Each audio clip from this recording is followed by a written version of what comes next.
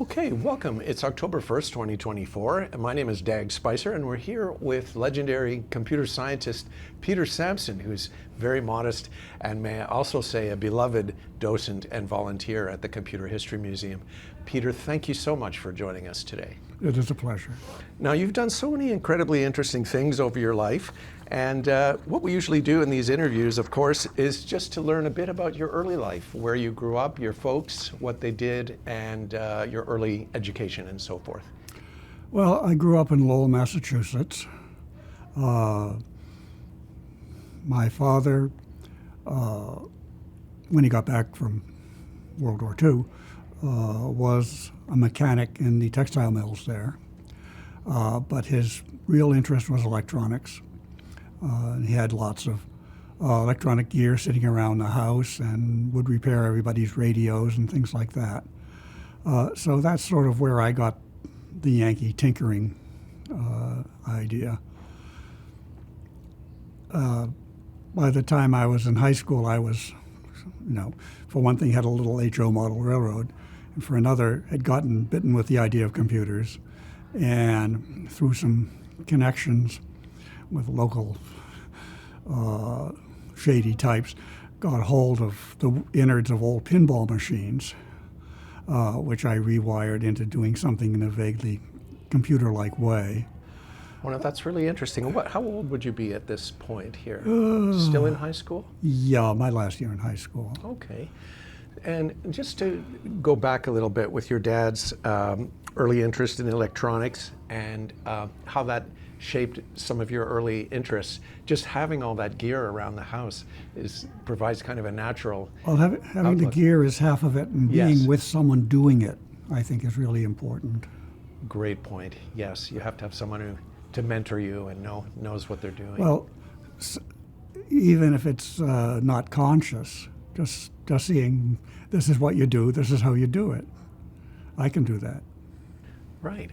And were you fixing radios and TVs as well? No, I was tinkering. You were tinkering, yeah. Now, tell me more about these pinball machines and what, I guess you ripped out the relays and built something else out of it? The relays, yeah. Yeah, this was my senior high school science fair project. As a computer, the CPU worked and the peripherals didn't. This is a theme here. Yes. Tell us a bit about that circuit, like how many bits and how many bits? Clock speed. Of course, it was very small. Yeah.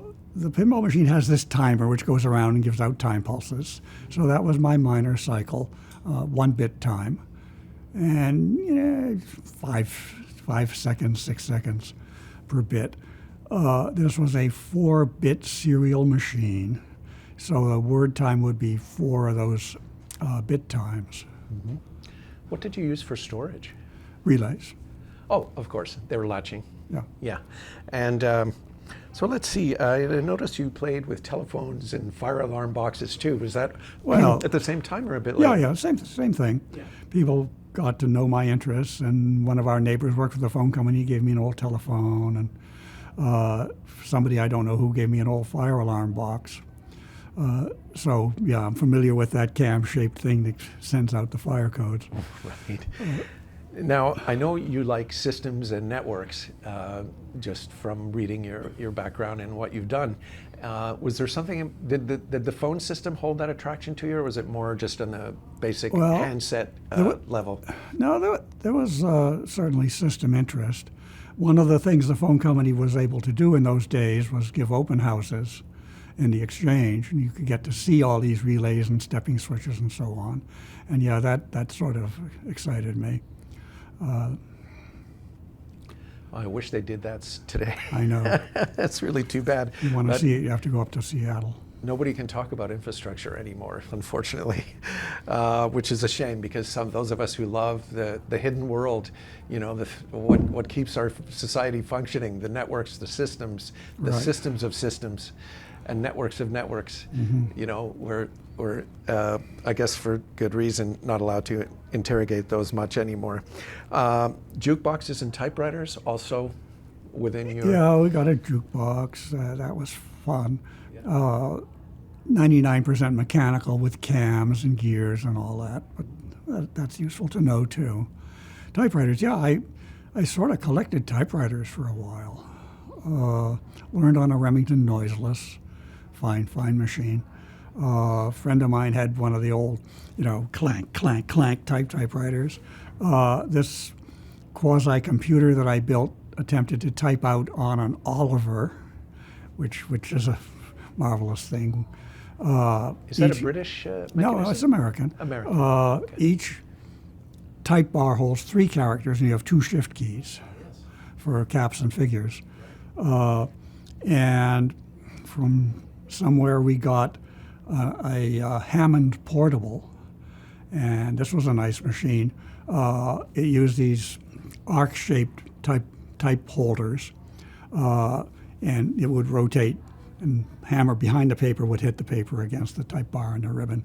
The thing being that these little semicircular arcs were interchangeable, and the one I got had both English and Greek, 2 different typefaces. Big Greek population in Lowell. Okay, that makes sense. So, just as a little footnote to a footnote, what were the records that were on that thing, or were there any? Thing? On the jukebox. Oh no, these were 78s. Oh, okay. This was the early 1920s era. No. No, sorry. Sorry. 1950. 50s, okay. Late 40s, early 50s. Okay. Yeah, these were popular songs. My uncle collected 78s. They're all jazz records from the 20s, so that's why I said Wow. that. So, sorry. Okay. Let's see. Just looking over your notes here. Dictionary. Okay. Well.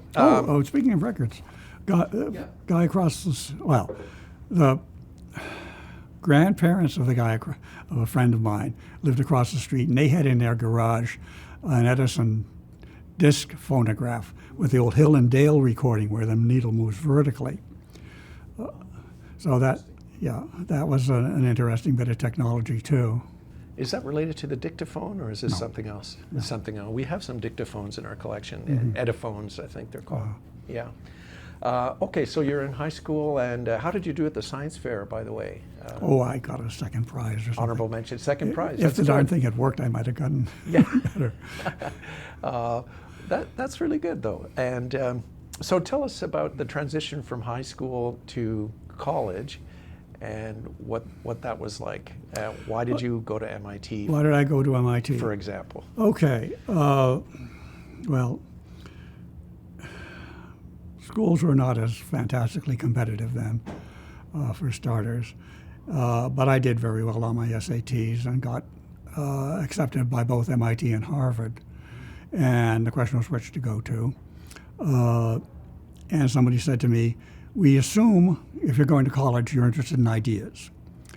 Now, the question between MIT and Harvard is whether you're more interested in things or people. And that decided me right then and there. That's a good thing to keep in mind. Okay, so you're starting your first year at MIT. What happened? I mean, you made some great connections with Professor Dennis. You got on TX-0. What happened? Tell us what your first before term classes was started. Like. Yeah. That first week of orientation, one of the events on a Friday night was called the Freshman Midway, or Activities Midway, which they take over the athletics arena with every student activity, non-curricular activity, having a booth. And I was looking around, and there's sports groups and social groups and, music and dance, and here's the Model Railroad Club exhibit. Oh, look at that. I like model railroads. They've got one working better than I ever. Okay, they once an hour would take people over to the layout, which was, 10-minute walk away. So I went on one of those walks, and here's the layout. Wow, bigger layout than I'd ever imagined. And then you duck under the layout, and there are relays and relays and relays. About 1,000 relays all clicking away. Oh. Could you just tell us the dimensions of the layout? Okay, well, Roughly. The club room, this was in building 20 of blessed memory. And it was in bays. The bays were 12.5 feet wide by 25 feet deep. The layout at proper was 2 bays, and the club workroom was the 3rd bay. Wow. That's large. Mm-hmm. Yeah. Okay, sorry, please continue on the 1,000 relays. Right, okay. Well, this is where I want to be, and here are all these other people who think it's where they want to be. I found my tribe. Good. Then and there. I never graduated MIT, but I consider myself a graduate of TMERC. That's very nice. That's very good. Perhaps an even rarer honor, to be honest. Well, yes. numerically, yes. So, okay, so tell us what did you like? I mean, obviously it builds on everything you've done just as a kid up to that point.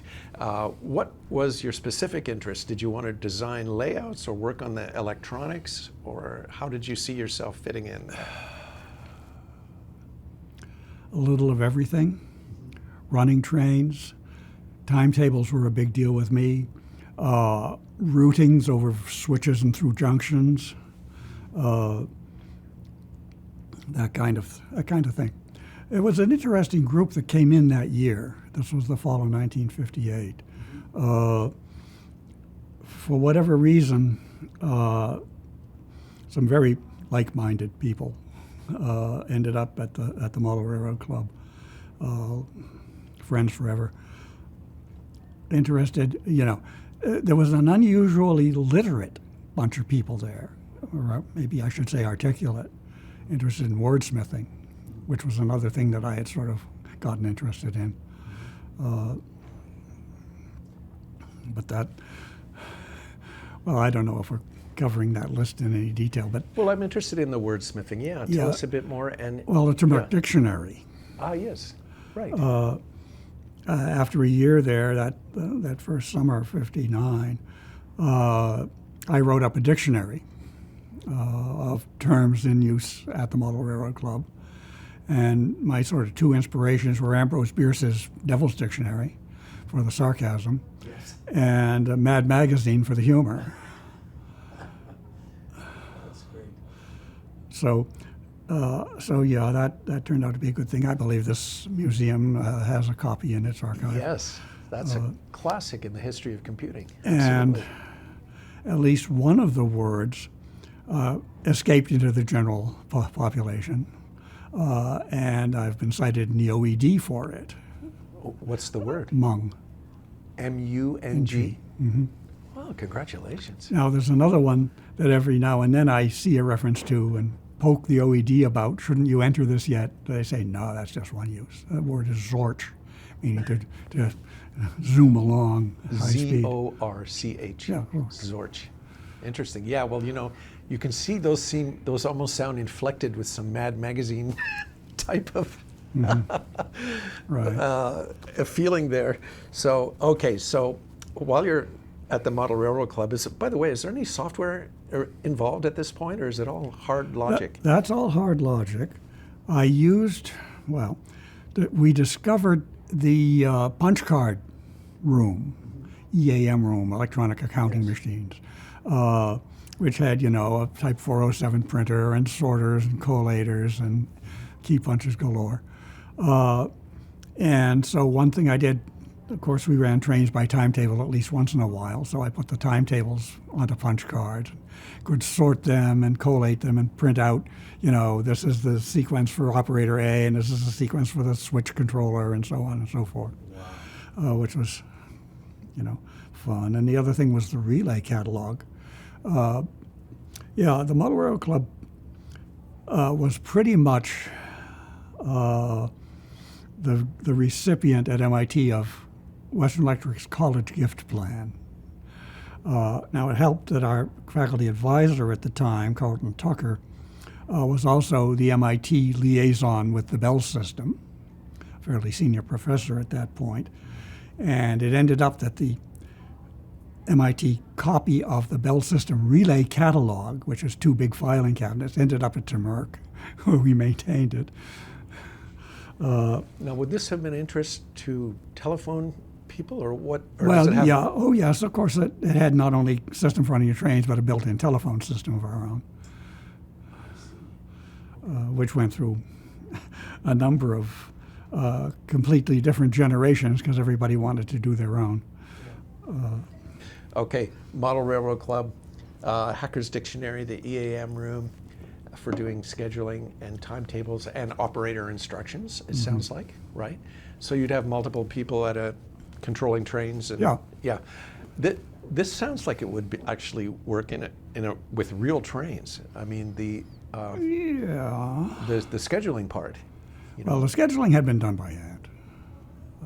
Yeah, that's remarkable. Okay. Well, you want to move on to the TX-0? Yes, TX-0 would be the next thing. And just can you tell me, because I'm just curious about what's keeping you at MIT right now? Right now, like, do you have to take courses? Well, and that kind of thing? Or? I was technically a student for 2 years.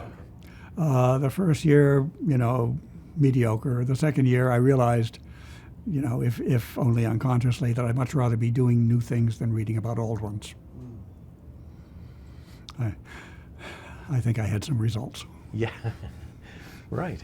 Okay, so, but just on the faculty side, let's talk about TX-0, for example. How did you get time on that? Okay. Several people at the Model Railroad Club, found out about the TX-0, which had been installed in Building 26, not that far from the Model Railroad Club. And it was, an interactive computer. It was very experimental. It took 2 technicians to keep the thing running and to start it up in the morning and shut it down at night. But it was in charge of Professor Jack Dennis. Now, he's, celebrated for various experimental computer architectures. But what turned out, and I have to mention this to be important, was he had previously been the Signals and Power chairman of the Tech Model Railroad Club. Okay, so he was very sympathetic to you guys. So we and he were on the same wavelength. And when we came by, all but salivating at the mouth to get on this machine, he wangled us a little time. My issue was making music. First, one voice, which could be done through a built-in speaker there, and could get very pure tones. And then I really wanted to go on to multiple voices because I was into box organ music. And there was no way the TX-0 could do it without some help.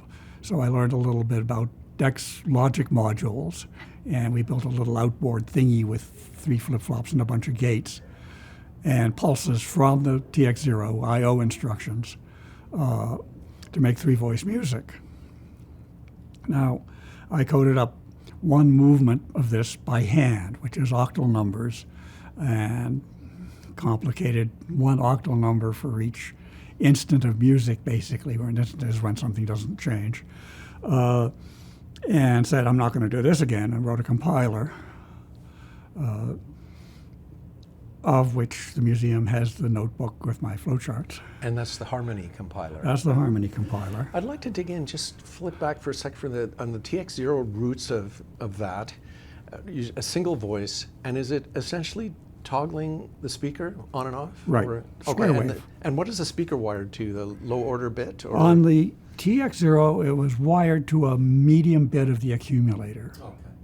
Now, they used it to debug programs. You get a sense for what your program is doing by the kind of sound that's coming out of the speaker. Right, yes. So as a diagnostic tool. Right. Yeah, and there were square waves, obviously, right? Well, in my case, it was square waves. Yeah. Obviously, if some random program is running, it's something different. Yeah, okay. Okay, and then finally, was the TX-0 single note synthesizer, did that use a light pen? No. Oh, now, okay, that's a different program. A man named Bob Saunders, another Tech Model Railroad Club member, wrote this program called Interpret Music, which used the light pen to draw the notes on a staff and pick your clef and key signature and so on. I thought that was a wonderful piece of work that hasn't gotten the credit it deserves. Oh, thanks for mentioning it. Yeah, I'm thinking of Mockingbird. Do you know that software done at Xerox PARC by I can't remember. Anyway, this is much earlier. So, which it seems so much of what you've done, Peter, is the first time something's been done. So, Well, let's continue on that. That's how lucky I was. Oh well, yeah, and I guess just motivated by, wanting to learn and try new things. Look, here's something we can do. Right. Okay, so tell me about the deck module hack and or add-on, and you did some low-pass filtering, I guess, of the signal. Okay, yeah. Once we got to the 3-voice thingy, well, yeah, it's 3 flip-flops. It's a bunch of gates. The TX-0 was built for experimentation, so it had lots of spare I/O bits that you could just make use of.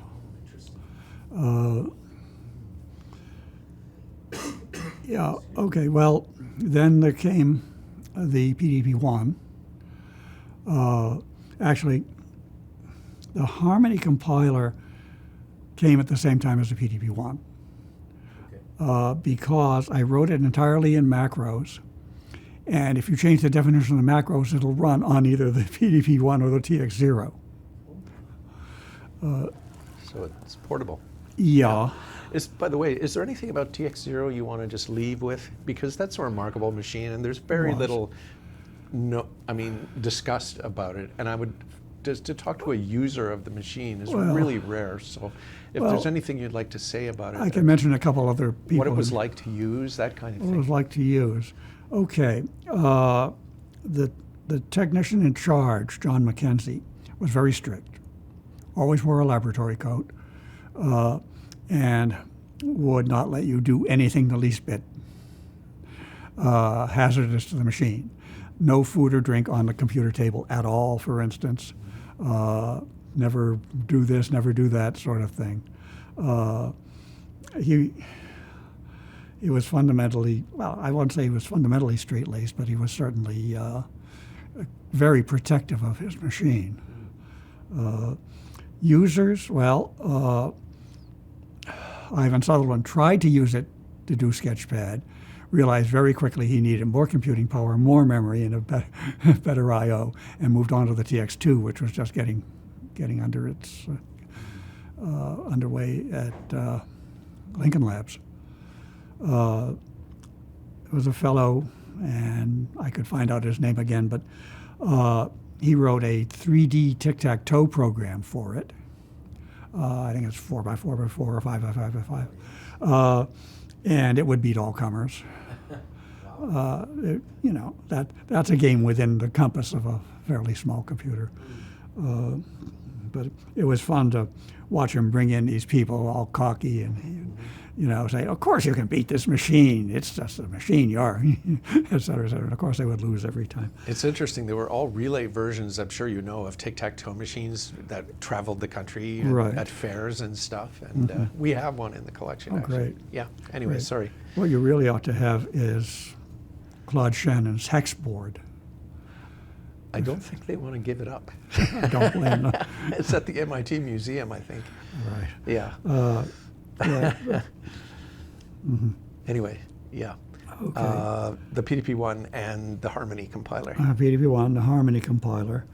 Now, I think initially we had outboard or extra modules on the PDP-1 in parallel with what we had done on the TX-0, but since it was a little bit faster, I went for 4 voices instead of 3.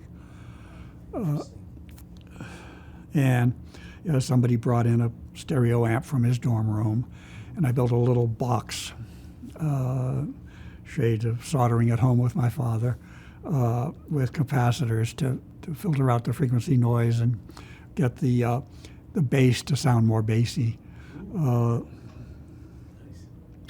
Then DEC came along, said, well, this is a nice program. We'd like to be able to distribute it with our PDP-1s, but you're using this outboard hardware. Can you write a version that works on a stock machine? So I did, and they gave me $200, and they promised me a meal at a fine French restaurant. But they being DEC, the meal turned out to be lunch. Okay, we'll have to get to that and your various deck adventures. You're still at MIT, right? Right. When you do the Harmony compiler? Mm-hmm. Yeah. Oh, yeah. And how's it being used? How's it being used? Well, everybody at the lab said this is great. Music was, well, I can't say if it's diminished in interest now. Popular music is probably just as popular as ever. Classical music was a very big thing then. So we would get lots of little classical works, not only Bach, which I coded up a lot of, but Mozart, Scarlatti, and so on. We also got popular songs. And as you may know, we have this collection of Christmas carols. Yes. To sing along with in December. You know, it's interesting. There's a comment in Wikipedia, which of course I would never hold anyone to, but they remarked that the Harmony compiler was, they didn't say geared towards it, but they said it was very conducive to production of Baroque music. This is correct. Could you explain that a bit? Sure. Baroque, well, large amounts of Baroque music are for organ or harpsichord, which do not have much variation in either sound, timbre, or amplitude. And that's a perfect fit with what I was able to accomplish on the TX-0 and PDP-1. Not to mention, I was very much into Baroque music. Yes. And so, okay, so that's the answer. How interesting. Yeah. And there was someone, I forget his name, who entered a whole bunch of songs, like, or maybe it was you, but let me just double check my notes here. Was his name Bob something? Sorry. Well, I can mention. Bill Ackerman. Oh, Ackerman. Okay, I do not remember what Ackerman did. He did Eine kleine Nachtmusik. No. That's not correct? Daniel P. Smith did Eine kleine Nachtmusik. Okay. Well, boy, you can't trust the web for anything. I'm so sorry, Peter, to put you through this. Okay. Anyway, maybe I'll rely less on my notes, and we'll just keep going. Yeah. Dan Smith was all. I also at this point ended up at the radio station too. Okay. Tell us the MIT campus station. Well, it was under the auspices of MIT. It was a broadcast station, which at that time had the call letters WTBS. That eventually got transferred to Ted Turner, which is a story in itself, but not necessarily my story. But yeah, I did Baroque music. I did something called the Music of Bach every Sunday, which started out with a cantata appropriate to that Sunday. It's a remarkably sound thing. It really sets you up for the week. Now, when you say you did these performances, that's on the PDP-1? Wait a minute, no. The radio station, I played records. I'm so sorry. Yes, the radio station, yes. Right. And you had a regular show? Yeah. Yeah, on Sundays. Right. Right. That was during the school term. In the summer, the schedule was sort of less rigid, and I did Baroque in the evening. Ended up being music director at one point and news director at another. So I got to know broadcast news. How many hours a week would you say you spent at the station? Was it a big commitment for you? Yeah, 7 or 8 hours a week sort of thing. Right. Did you do any technical stuff? Essentially, no. At the station, no. No. Okay. My hands were off. I was, certainly aware of the underlying technology. I did studio engineering. Yeah. That's kind of what I mean. Yeah. Yeah. Right. I didn't design or build any of the hardware. Right. And so, who listens to this station? What is their footprint? Is it beyond the campus? Oh yeah. You could get it in the immediate greater Boston area. Okay. Certainly had phone calls from the suburbs when I ran a particularly controversial PSA. Why don't you tell us about that since you brought it up? Oh, this was somebody at the station Adam Clayton Powell, the third, by the way, came up with a PSA sort of mocking NASA after one of their tragic accidents. Oh, yeah. Okay. Sophomore humor. That got a complaint. But yeah, he was my predecessor as news director. He went on to be a big wheel in National Public Radio. That's interesting. Okay, so you're at MIT. You spent a total of 5 years there, I think, right? Well, I spent 2 years as a student. Right. And I then, let's see, starting the fall of '58. I didn't leave till the fall of 1970 because I had spent, basically working, various labs, mostly artificial intelligence. But the first was with a Professor Herb Teeger. And his assignment for me, the Institute is going to buy or build a huge new computer to replace the IBM. And we want you to survey all the computers out there and see how they perform on these various simple problems. So that was great education. Oh, that's a huge assignment. Maybe 20 machines in total. Yeah. Everything on campus plus half a dozen more. Okay. By the way, Herb Teeger was the first donor I ever talked to when I started work here. Wow. His wife, actually. Mm-hmm. He had passed away. Yeah. And she had all his documents and stuff. So, small world. Anyway, Yeah. please go ahead. So that got me, knowing a whole lot about different computer architectures, which was a lot of fun. There were some real bad architectures out there. Can you name one or two? Well, the LGP30, not miserable machine I had to use for a while, or the Bendix G15, the G15D. I mean, okay, it was a pioneer. They didn't know anything we knew today, but it had the word size was a prime number of bits. Right, and they're both drum-based machines. These are generally speaking drum-based machines. And it's funny because those two are very often spoken of together, as you know. And how interesting, as sort of a proto-personal, quote-unquote, computer, in that it's just single user is what they mean by that. But that's very interesting to get some feedback about what it was like to actually use. So you didn't enjoy your time on those. No. Just too clumsy to program, or Yeah, no support for debugging. I mean, no support for anything. Yeah, there was also the RW300. yes, third we have in one that on sort of display. Actually, Right. Was that a real-time machine? Or? What does that mean? No, it didn't have. We certainly didn't have any real-time attachments to it. No.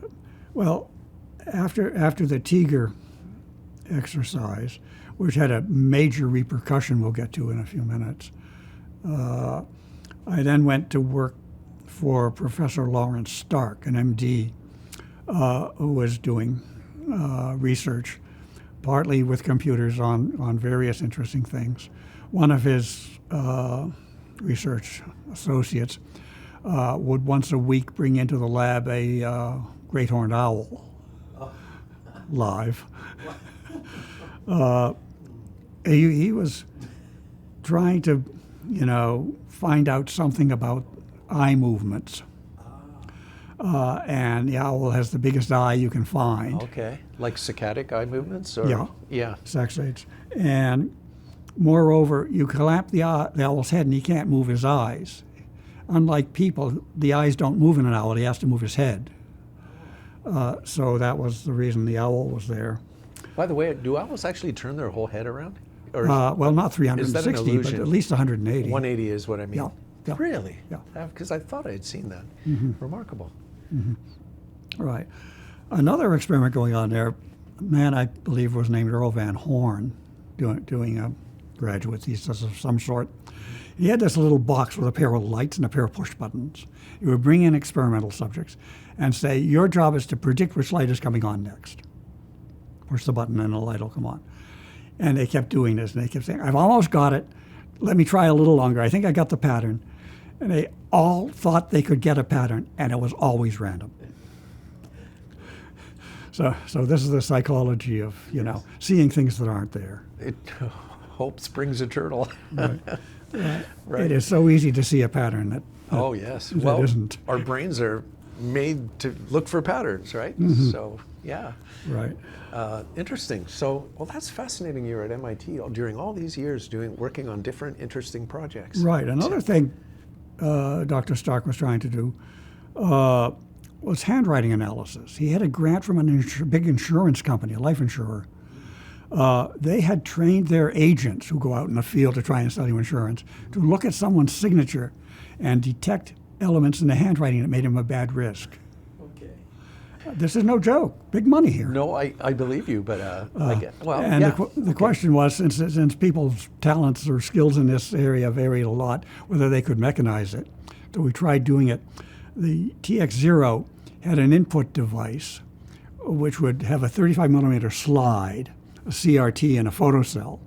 So it could read one, basically pixel at a time, the 35 millimeter slide. And I was tasked with taking a signature in this form, seeing if I could analyze it by means of software. That fell apart, not because, there's no algorithm or because the data isn't there, but because every time you read the same dot, you may or may not get a 1 or a 0 if it's on the edge. So you can't apply any algorithm to trace a line because the data's moving under you. What you need is a lot of memory. Just read it in once. But that was another interesting thing I got involved in. Then I got over to the Artificial Intelligence Lab. And I think for the whole rest of my involvement at MIT, Marvin Minsky was nominally my boss. As bosses go, he is very hands-off. Okay. He was involved with his graduate students, not with his, employees. Right. Now tell me, what were you doing with Okay. Minsky? Probably a lot of things. A lot of things. Well, not that I was doing it with him, but I guess time-wise there fits into this my work on Spacewar. That of course, was great fun. I won't go into the whole history of Spacewar, but I did add some things. The star background. Right. That's the Expensive Planetarium. Right. Now, one of the things back in high school, I had a little telescope, nothing's fancy, but enough to split double stars and look at nebulas as nebulas and things like that.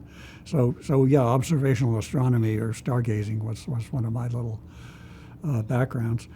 So, up comes Spacewar. Steve Russell, to delimit the play area, puts up random stars. I can't stand it. There are real stars, come on. So I coded up a large portion of the sky. That's one thing, coding up large amounts of data has never really bothered me. So I wrote this thing.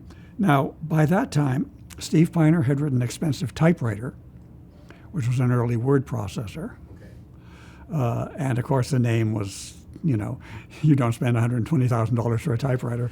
Right. Can you tell us a bit about that and the link? You wrote a text, since we're talking about text editor, you wrote something. The type justifier. TJ2. TJ2. Yeah. Yeah, that was, that was, for its time, it was pretty good. It ran on PDP-1. It ran on a PDP-1. Right. And how big was the code? How big was the code? Do you remember? Gosh, I don't remember Lines how big of the code was. Just roughly. 20 pages, that sort of size. Yeah, it output, you have a text tape and it would read it and it'd type it out on the typewriter justified, or punch a tape so you could type it out offline justified. And two things that I'm, proud of. Number one, that it did not produce rivers down the right-hand side like NROF and TROF do. What do you mean by rivers? What does that mean? Where, okay, you try and, this is a fixed character width output device. So the only way you justify is by taking one space and making it two spaces, or in dreadful cases, three. And you divide them equally.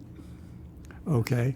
It really doesn't look great. It looks terrible because, the last one always occurs just before the last word. So you get this river of white Oh, I see what you mean. Okay. down the right-hand side. Right, okay. So, I had looked at character sets and typesetting, another thing I just sort of was fascinated by. And so I knew these typesetting terms like river. And I said, well, I'll run the algorithm this way on line 1 and that way on line 2. And there'll be no rivers because the wider parts will alternate. And I wish other people had copied. The other thing was, of course, this is a very small machine. It has no room for a dictionary, and computerized dictionaries were certainly not available then either. So what it did was if it needs to hyphenate a word, it put it up on the screen. And you would use the light pen to mark where it could put hyphens. Wow. That's remarkable. Well, and we haven't gotten to the best part. One of the characters in the DEC typeface, unique to the PDP-1, was an overbar that didn't space, non-spacing overbar, a dead character, and that had various uses. But I used it. If you put this overbar and then a letter code into your text, that would be a key to do something special. Oh, okay. Overbar Q is quote, so the following is quoted specifically without any attempt to justify. Yes. Overbar F, insert so many lines for a figure here, things like that.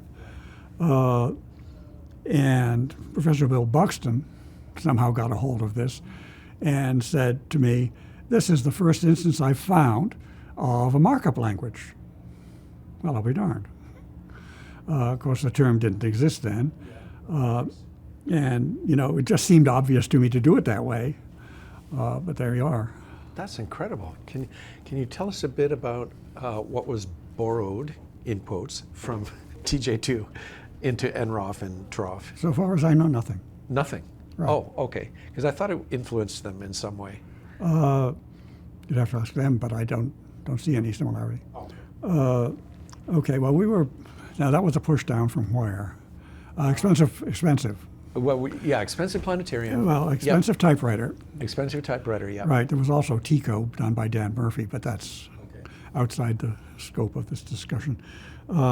Then Expensive Desk Calculator by Bob Wagner. Now, he was taking a numerical analysis course. And at least in those days, that was wedded to the concept of the decimal digit. And all your homework, was done in decimal digits. And his professor said, no computers can't do this. Computers do floating point and they're not accurate. Well, challenge accepted. Wagner wrote Expensive Desk Calculator, which simulated the desk calculator working strictly in decimal digits. Now, of course, once again, expensive. You don't spend $120,000 for a desk calculator. That's a really interesting model, though, and programming approach. Yeah. Yeah. So then when I wrote a star display in a sort of double reverse, I called it Expensive Planetarium, even though $120,000 is less than you pay for a planetarium. True. Yes. Okay, so that went into Spacewar. Steve Russell was the gatekeeper, and In terms of allowing access to the... I mean, he was the keeper of the code, okay. and he would let features in Yes. or not. So he's kind of the, whatever you call them, the code... Well, whatever. the main, At any rate, main editor, yeah. Yeah. He's very, very aware of how much time everything's taking. Anything you do slows down the frame rate of Spacewar. Okay. It's running just as fast as it can.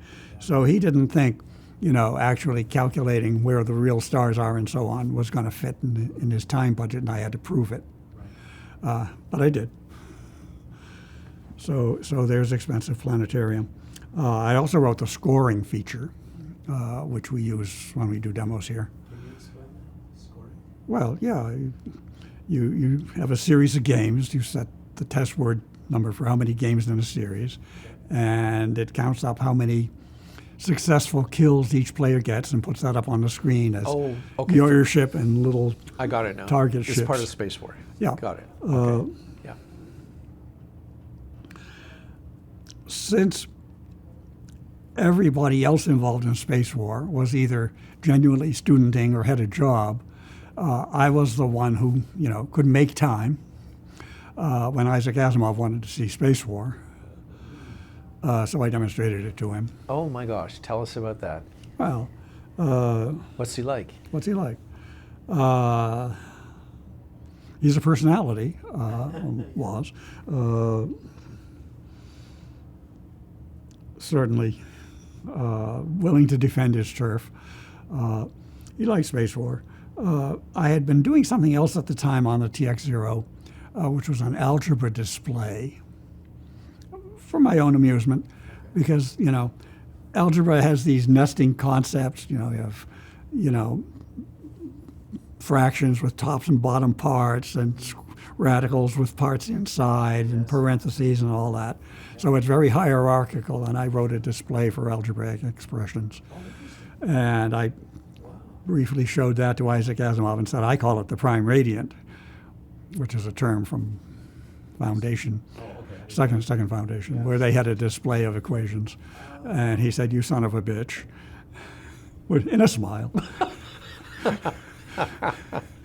That's great. That's really fun. Interesting, yes, of course, because the whole civilization in that series runs on mathematics, right? Right. You can predict the future, supposedly, with the right equations. Well, that's great. Wow. And how long was that visit, would you say? How long was which? Was the visit? Oh, less than an hour. An hour, yeah. Okay. Anything else you want to say about his visit? And, No. Something I was only slightly a part of, but I don't know if this has gotten documented elsewhere, was the great chess playing program. Well, we actually have three chess playing programs to talk about. Okay. Okay. Yeah, let's do that. Okay. Bob Saunders, whom I mentioned, hooked up communication between the TX-0 and the PDP-1.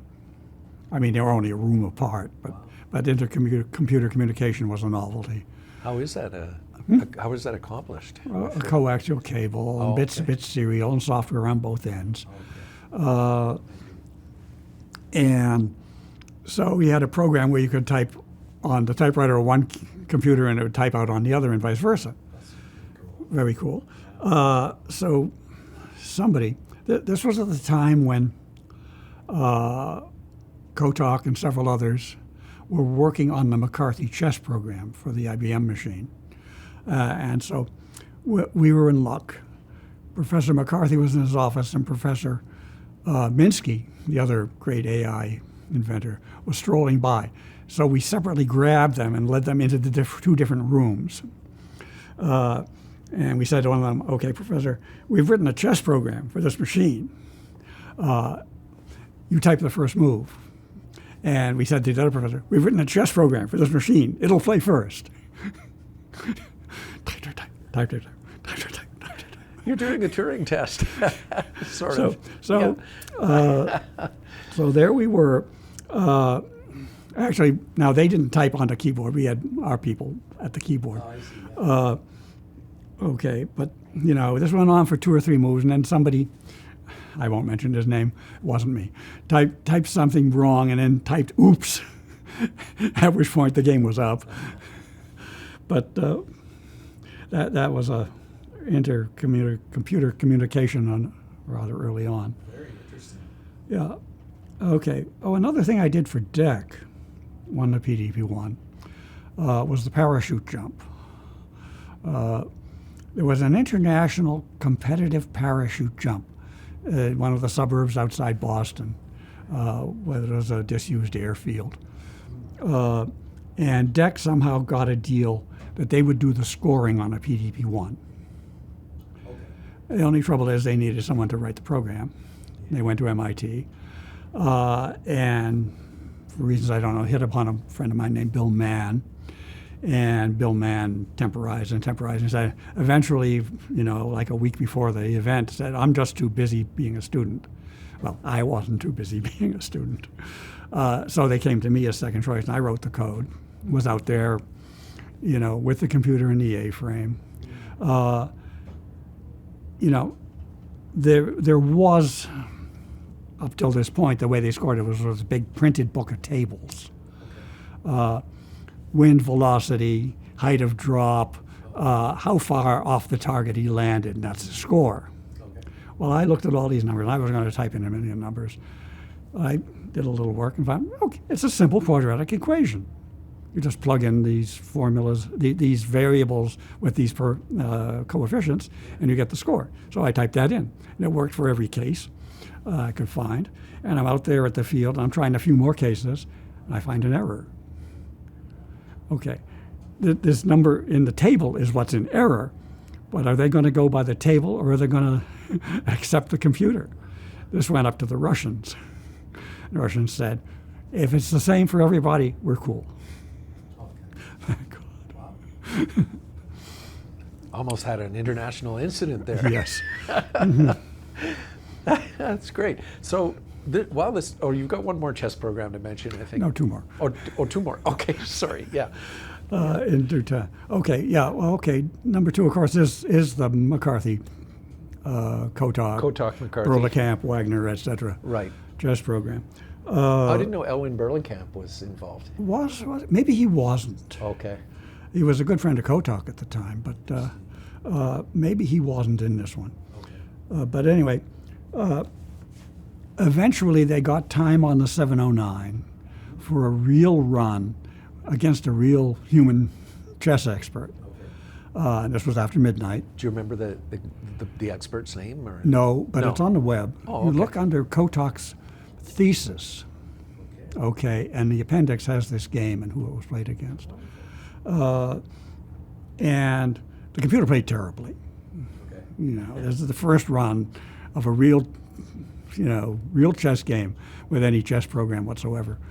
And it's making tactically acceptable but strategically disastrous moves, one after another, after another, after another. And we're all holding our breath. It's getting worse and worse and worse. Suddenly, it looks like it's going to lose its queen on the next move. There's nothing it can do to block it. And suddenly, it moves its pawn ahead 2 from the base square, which is legal, except it's not necessarily legal to jump over another piece that was there. Ooh, somebody forgot that test. It knew about this all along. It was planning for this. Oh, interesting. So I guess the degrees of look ahead are limited by. Well, the look ahead was fine. Oh, is it? It just didn't know that rule. Yeah, well, that's true. Yeah, yeah. Yeah, it was the McCarthy, Kotok, etc. program that you had hanging on a banner when you had the chess display down in the gallery. Okay. Yeah. Okay. Well, we'll get to the third chess program in due time. Okay. That pretty much gets us through the PDP-1. There was a year, well, not quite a year, 9-10 months, I spent actually employed by DEC. Okay, we get to talk about the PDP-6. Yes. All right.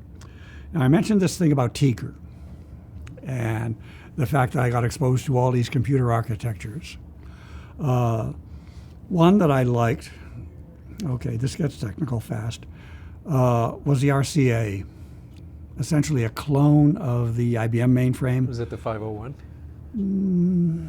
I don't remember the number. Okay, but it was their clone of this 360. No, before the 360. Oh, sorry. Oh, this is a 36-bit machine. Oh, I'm sorry. Yeah. Okay, so a scientific mainframe. Right. Now, Yeah. the IBM 704 and 709 had 3 index registers.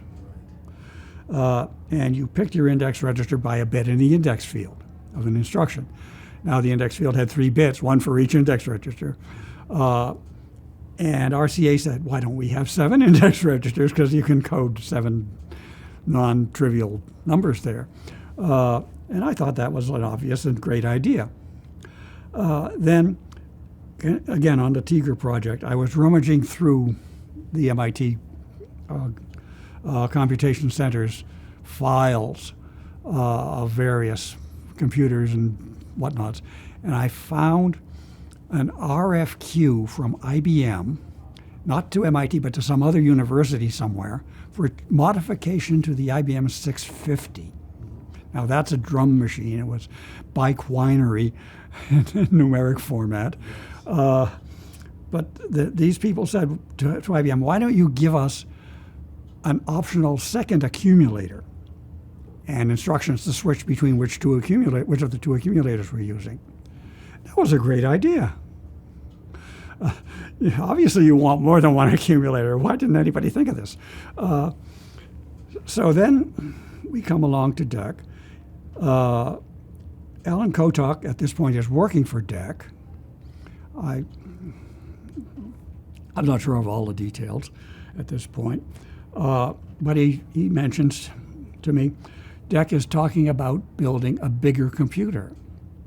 Now, they'd made the PDP-1 and the PDP-4 and the 5, which were all still in the small computer range. And now he says DEC wants to get ambitious and build something the size of a mainframe. Got any ideas?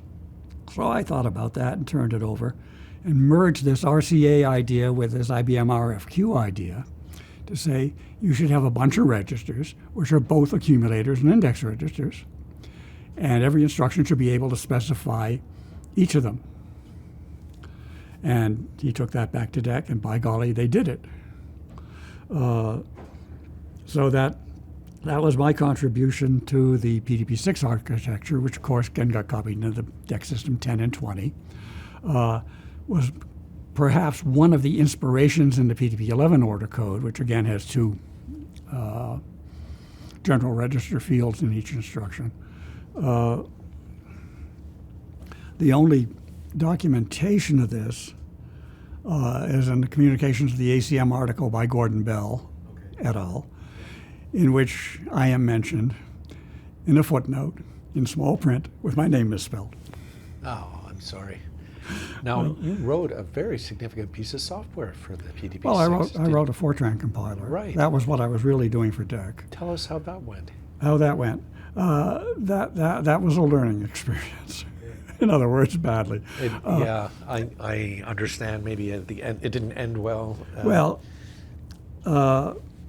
The person in charge, Harrison Morris, told me, okay, here is this wonderful algorithm for writing compilers. Do it this way. So I did it that way.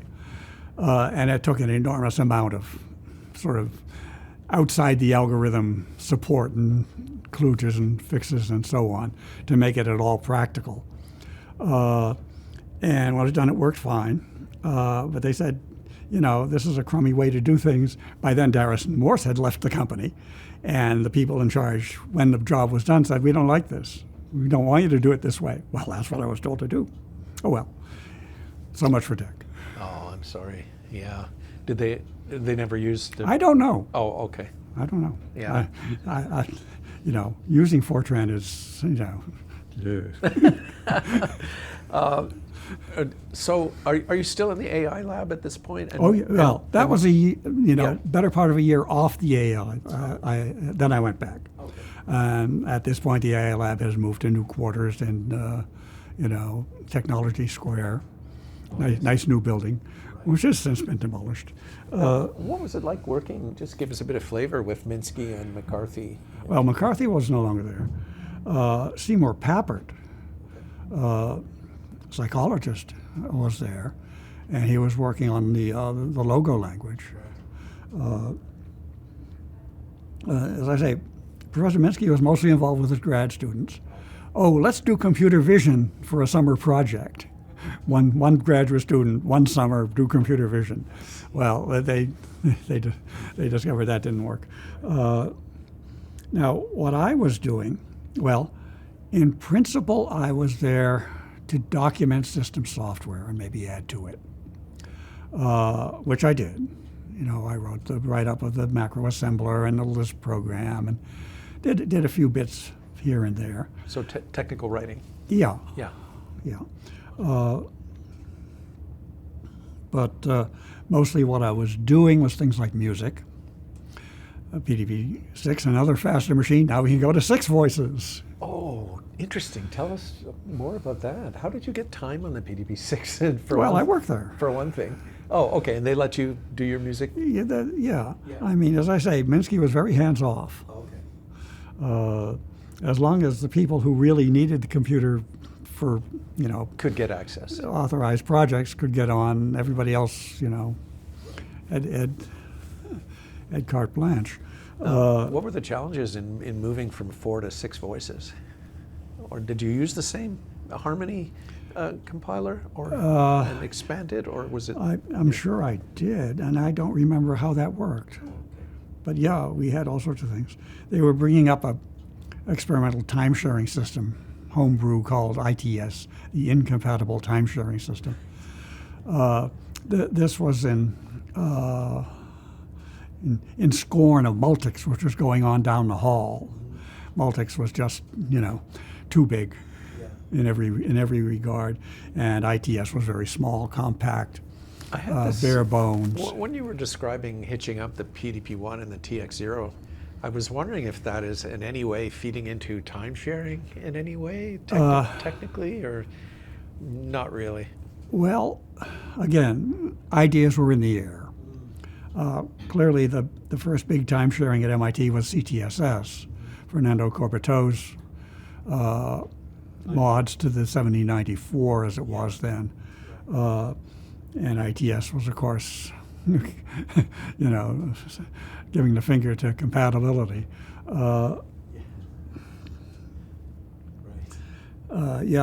Music and ITS. Of course, ITS and music were not really compatible because either one, needed the whole machine. There was a mode in which ITS would degrade everybody else so that music could sound reasonable. And when did you implement that instruction by any chance? No. I didn't do the ITS itself, but I obviously did the music. And we arranged it so that when they brought time sharing down for single user use, it would play the Star Spangled Banner. Oh, nice. How many users could it support? The time sharing? The PDP-6, yeah, and the ITS. Yeah, well, you're getting a fraction of the machine no matter how you slice it, but, certainly the number of users on could be a dozen or more. Oh, that's good. Yeah, it's impressive for the time, for a smaller machine. It didn't seem small to us. No, of course, it would have been probably $1 million machine at that point. Okay, so we're still at the AI lab. I'm doing music. And you're doing music? Not just synthesis. Got a couple organ keyboards, electric organ keyboards, to do input. Sorry, to do? Input. Oh, input, yeah. So did very little with that. You can read music and play? That was the theory. I never actually developed it in that direction. Yes. Okay. But it was interesting to find keyboards. I actually got them, as I recall, from the Schober Company, which made organ kits for the home person who's both electronics and organs, which is a not unusual combination. Yes.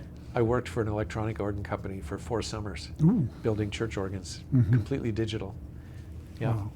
Wow. Tell us about your use of, like, throughout the start of your MIT and then all the way through, music is a constant, I notice. And is that what is it that kept you at it, adding more and more capabilities? I like music. As the new hardware came available, you saw more possibilities, maybe? Yeah. I really like music, and the more I can do, the better.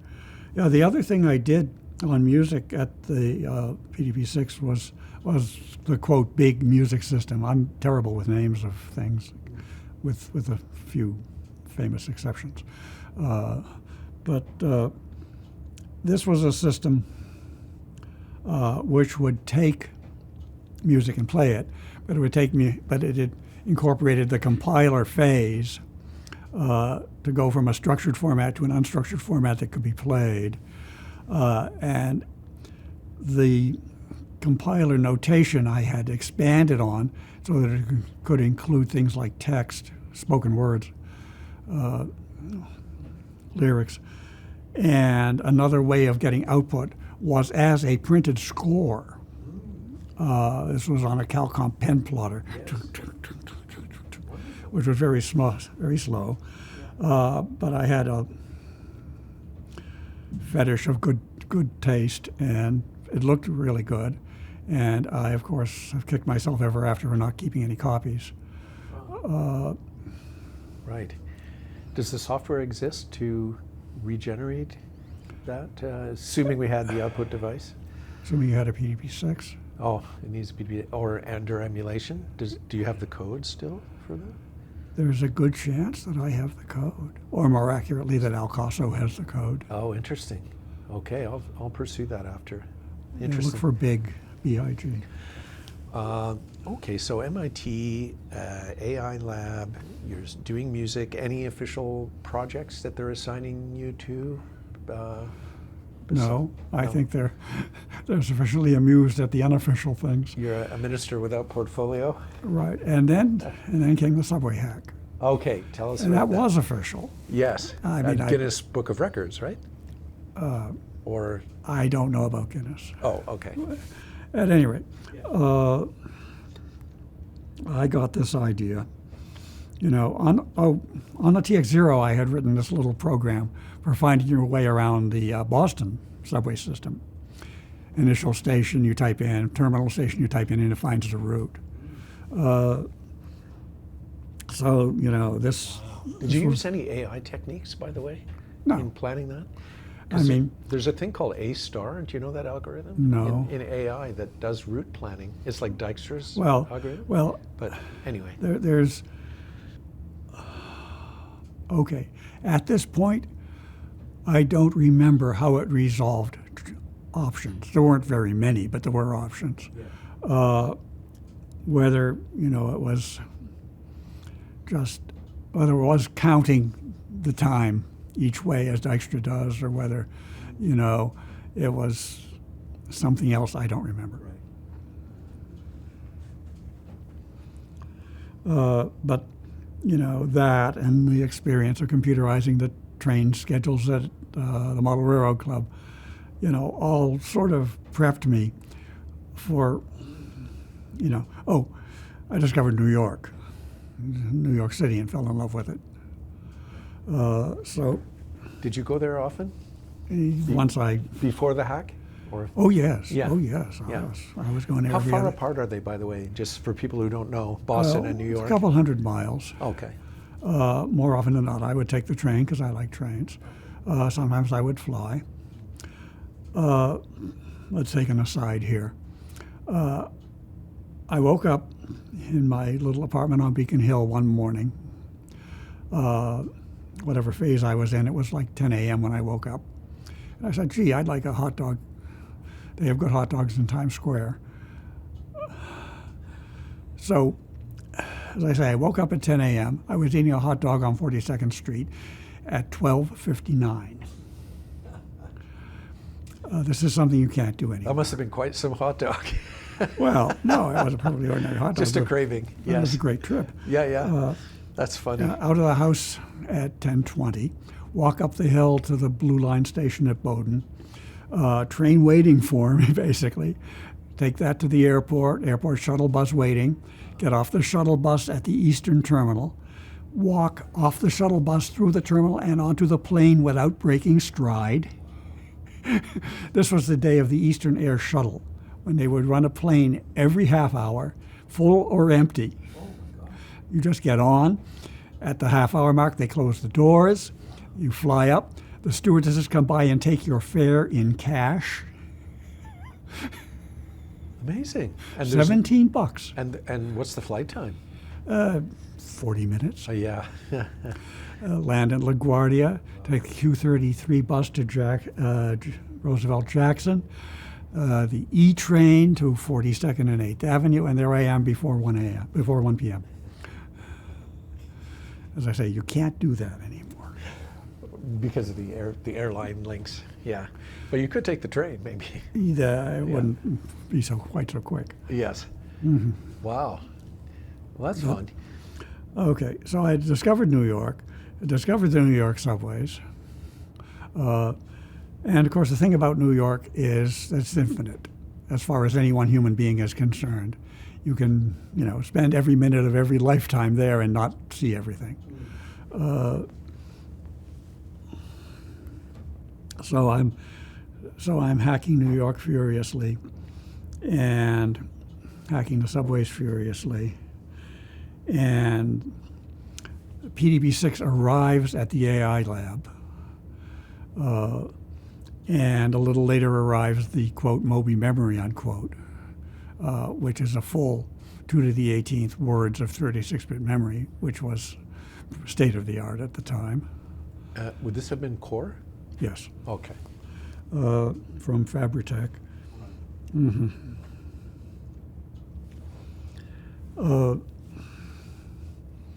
I've gotten some other people interested in New York at that time. So we go together on an apartment, find this very, very cheap, in every sense of the word, flat in the Lower East Side, 533 East 12th, at $55 a month. New York has changed. Yes. And I volunteered to keep the books, because we all have to share and share. There's a base share, and you pay a larger share if you use it, and the amount you pay goes up rather than down if you use it more, because you're using up more of the resources. And for this I learned double entry bookkeeping, which is very cool. One of the coolest things I've ever encountered. But I still have the books, the ledger and the journal. Okay, so all this suddenly comes to a head when I'm looking at the blurbage on the back of the subway map. And it says, a Flushing youth who wanted his money's worth rode the whole system on one token. Hey, why don't we do that?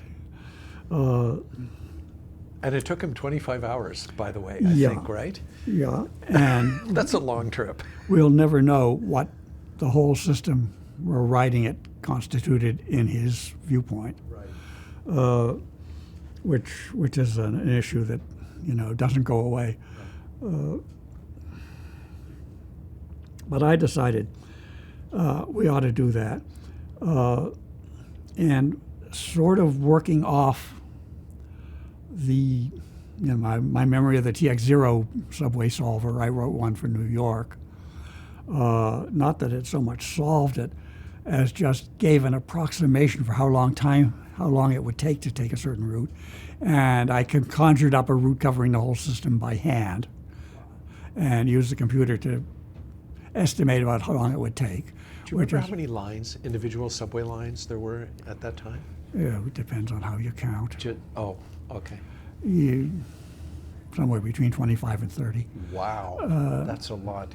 But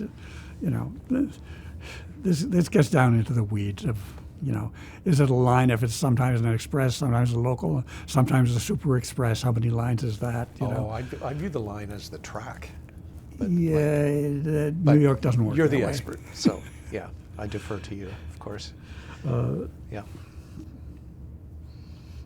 Now, most subway systems in the world work that way, but New York does not. Okay, so we have this very simple, computer-aided route. I tried a few variations because I can see how long each one would prospectively take. By the way, how did you know when to start? Is there? Oh, that was a terrible thing. Good times, better times to There start? were much better times, and we didn't use them because one guy said, "Well, maybe I'll come along with you if you start at this station near my house." Yeah. A bad idea. Yeah. Okay, so So there's the pre-run breakfast at Hong Fat in Chinatown.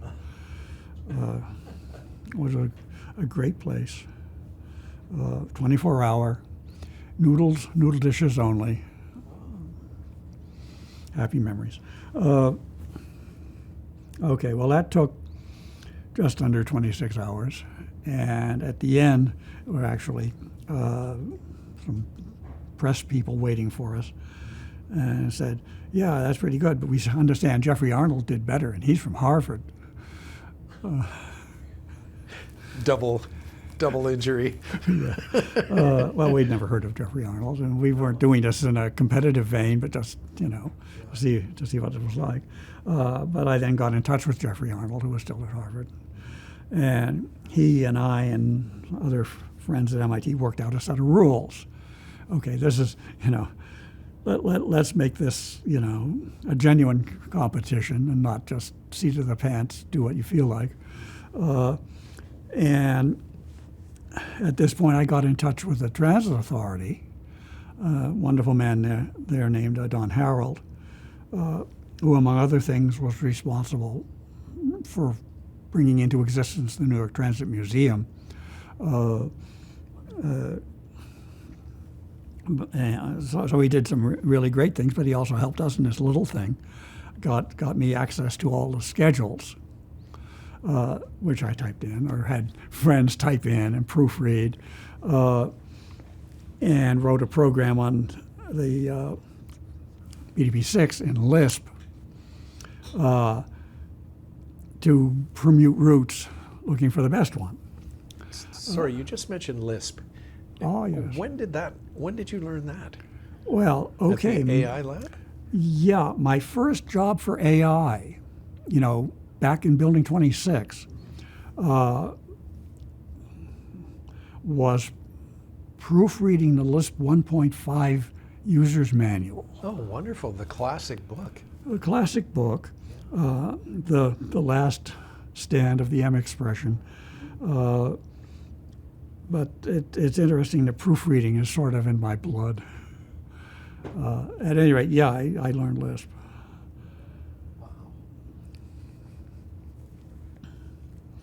And so Greenblatt and others had gotten a version of Lisp running on the PDP-6. One of my paid gigs was writing it up. Now, I decided to use that for the subway hack because, for the very tightest part of the loop, I could write that in hand-coded assembly language, and there was a way to merge that into the Lisp thing. And for most of it, I could use the Lisp compiler. And for where there were really, dynamic changing code, I could use the Lisp interpreter. So all that, made Lisp an excellent choice for me, besides the fact that I really liked the language. But this used every bit of the Moby memory. There were some people who use all the machine time. I used all the memory. Did you load the whole, is it a route map or timetables? Timetables. Yeah. Oh yeah, that's a monster. You have to load them all in. Yes. Right. Now, granted, it's the weekday and not the weekend. Yeah. I don't have to have both sets of timetables. Would they be on punch cards at some point, or No. We typed it in from tape? No. Oh, We typed it in from their dittoed or not dittoed, but mimeographed Wow. originals. The schedules. Yeah. Yeah. Okay. A lot of. But did you make a backup of all this stuff you just dumped into memory? Did you? Well, it's files. Okay. Yeah. Yeah. They're up there on the web too. Okay. I didn't know that. That's fantastic. Yeah. At the time, though, I'm just curious, and maybe I'm going down a rat hole, but obviously you type in the commands, they go into memory, but at some point you either punch them out or write them to tape. Oh yeah, Isn't that right? Well, sure. Well, of course, everything's Okay. on deck tapes. Perfect. Called Just microtapes. wanted to clarify that. Yeah, Okay. the deck tapes are now in the archive here. Right. Oh, your deck tapes. Yeah. Wonderful. Oh, I didn't know that. Well, Fantastic. yeah. I'm going to talk to Al. Sort of flash forward here, long after the events. I'm out here in California working for Systems Concepts. I've been there for years, and they're doing some add-ons for the DEC System 10. So they actually have a DEC System 10 running to debug this on. And this DEC System 10 had DEC tapes. So I said, I wonder whatever happened to my old DEC tapes. So I go back to Cambridge to Technology Square, and the AI lab is still there. And he said, oh, we junked them just a couple months ago. Maybe they're still down in the trash in the basement, in the boiler room. So down to the boiler room, which is, steaming hot, terrible environment, full of dust in the air and crud. And there's this big cardboard box full of junk. And I pull out all the junk, and there at the bottom, mostly unwound and just loose tape hanging out of my DEC tapes. Oh, Peter. So I bring them back. Okay, evening, I'm going to read them, see if I can read them on the PDP-10 that's there. And the first one reads, and the second one doesn't read at all. Was I just lucky? Well, you look at the read head, which is exposed on DEC tapes, and it's covered in crud. I just take it off with my finger, and it reads the second tape. So it scraped all this crud off the first tape, probably, right? Right. Yeah. So Yeah. Oh, interesting. Just so simple. One tape at a time, and it all reads in. That's remarkable. So now I have. And that was Tom Stuckebrand that designed those, I think. That right? was, there's a story there the too. TX-0 tape and then DEC tape? Yeah.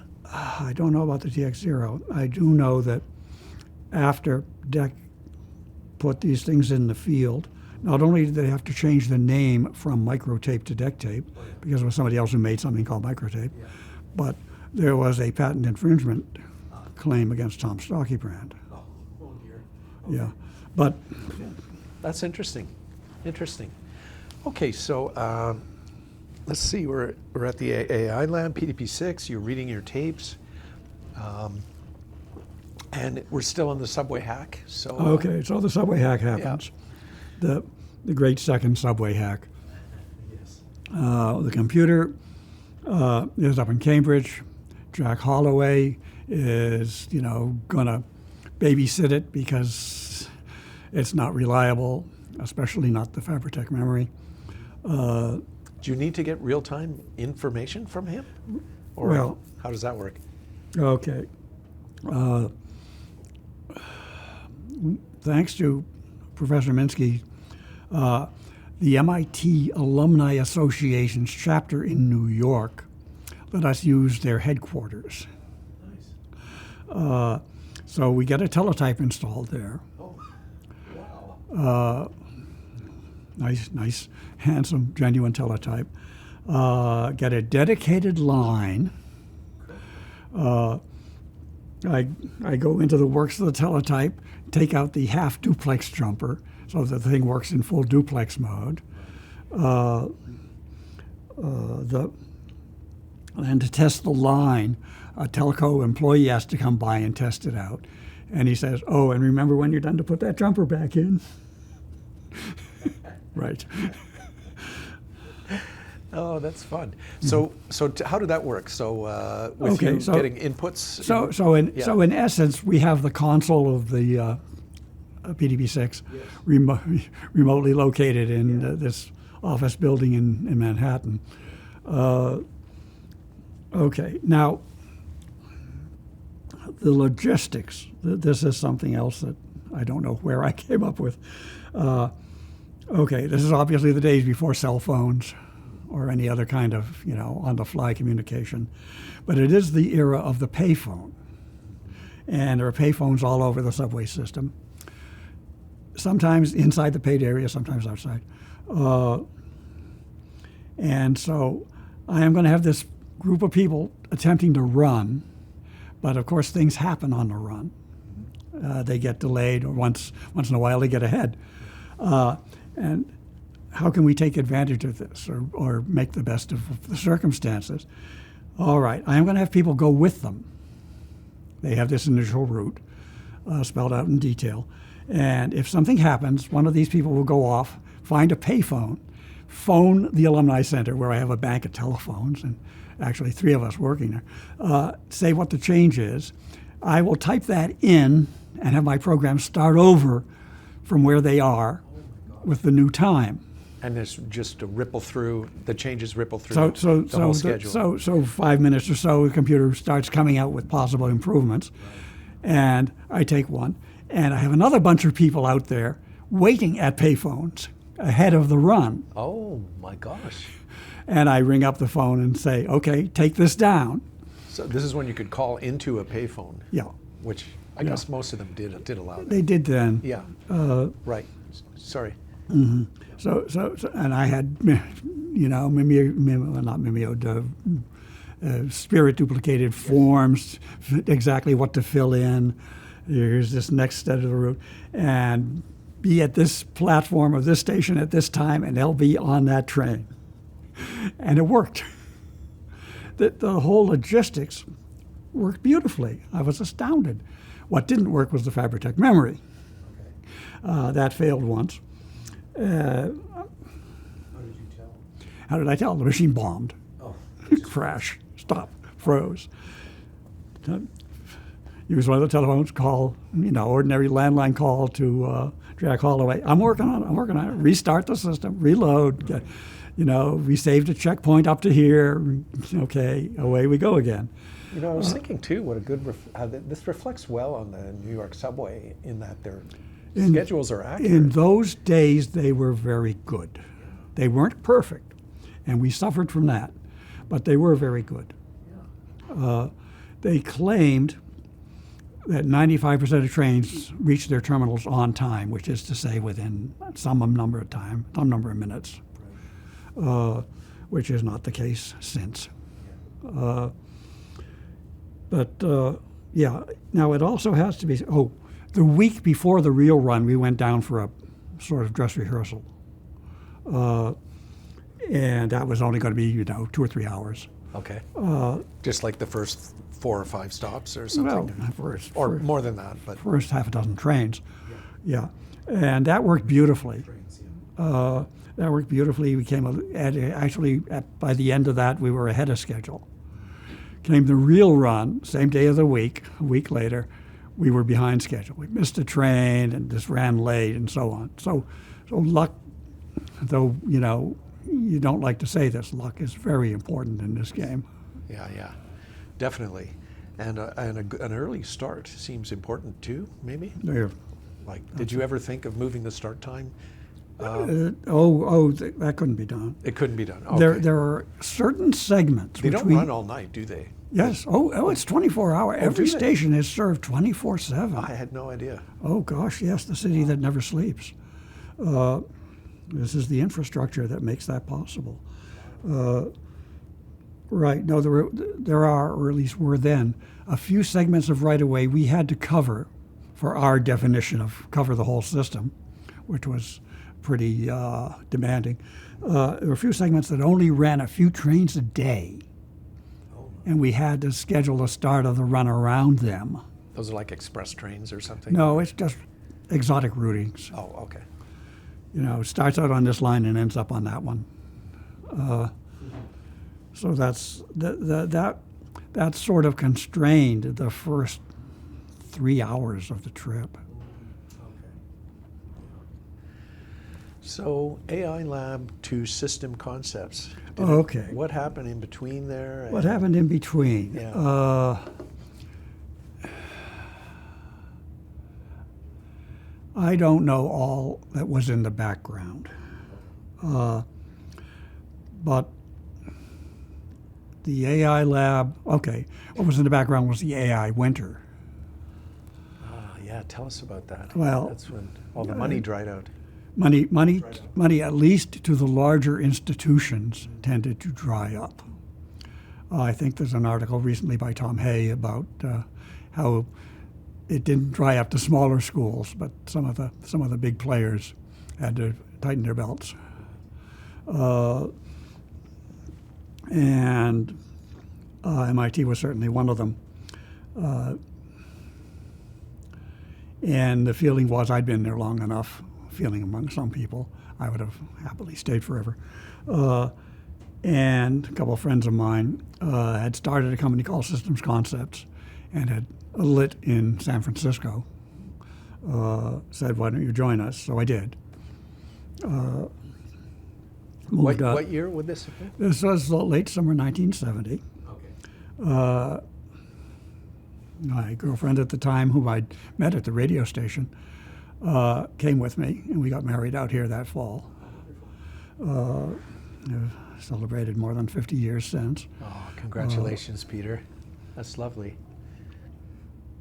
And I worked for Systems Concepts for roughly 20 years, 70 to 90. What was their business? What was their business? Their business was making new things. This was the time when the TTL technology was just burgeoning. It had, started and basically exploded in the early 1970s. It was a really new technology. Things that were not feasible before were feasible now. And they rode that wave.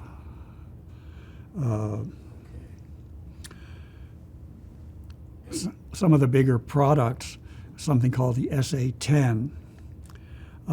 This would plug into a DEC PDP-10 and connect it to IBM peripherals, like disk drives and tape drives. Very useful. It was very useful and a very popular thing because while the DEC computer was wonderful, the DEC peripherals were neither wonderful nor well priced. Oh, okay, yeah. The IBM peripheral market by that point had become competitive with lots of vendors. So that was the sort of thing they did a lot of.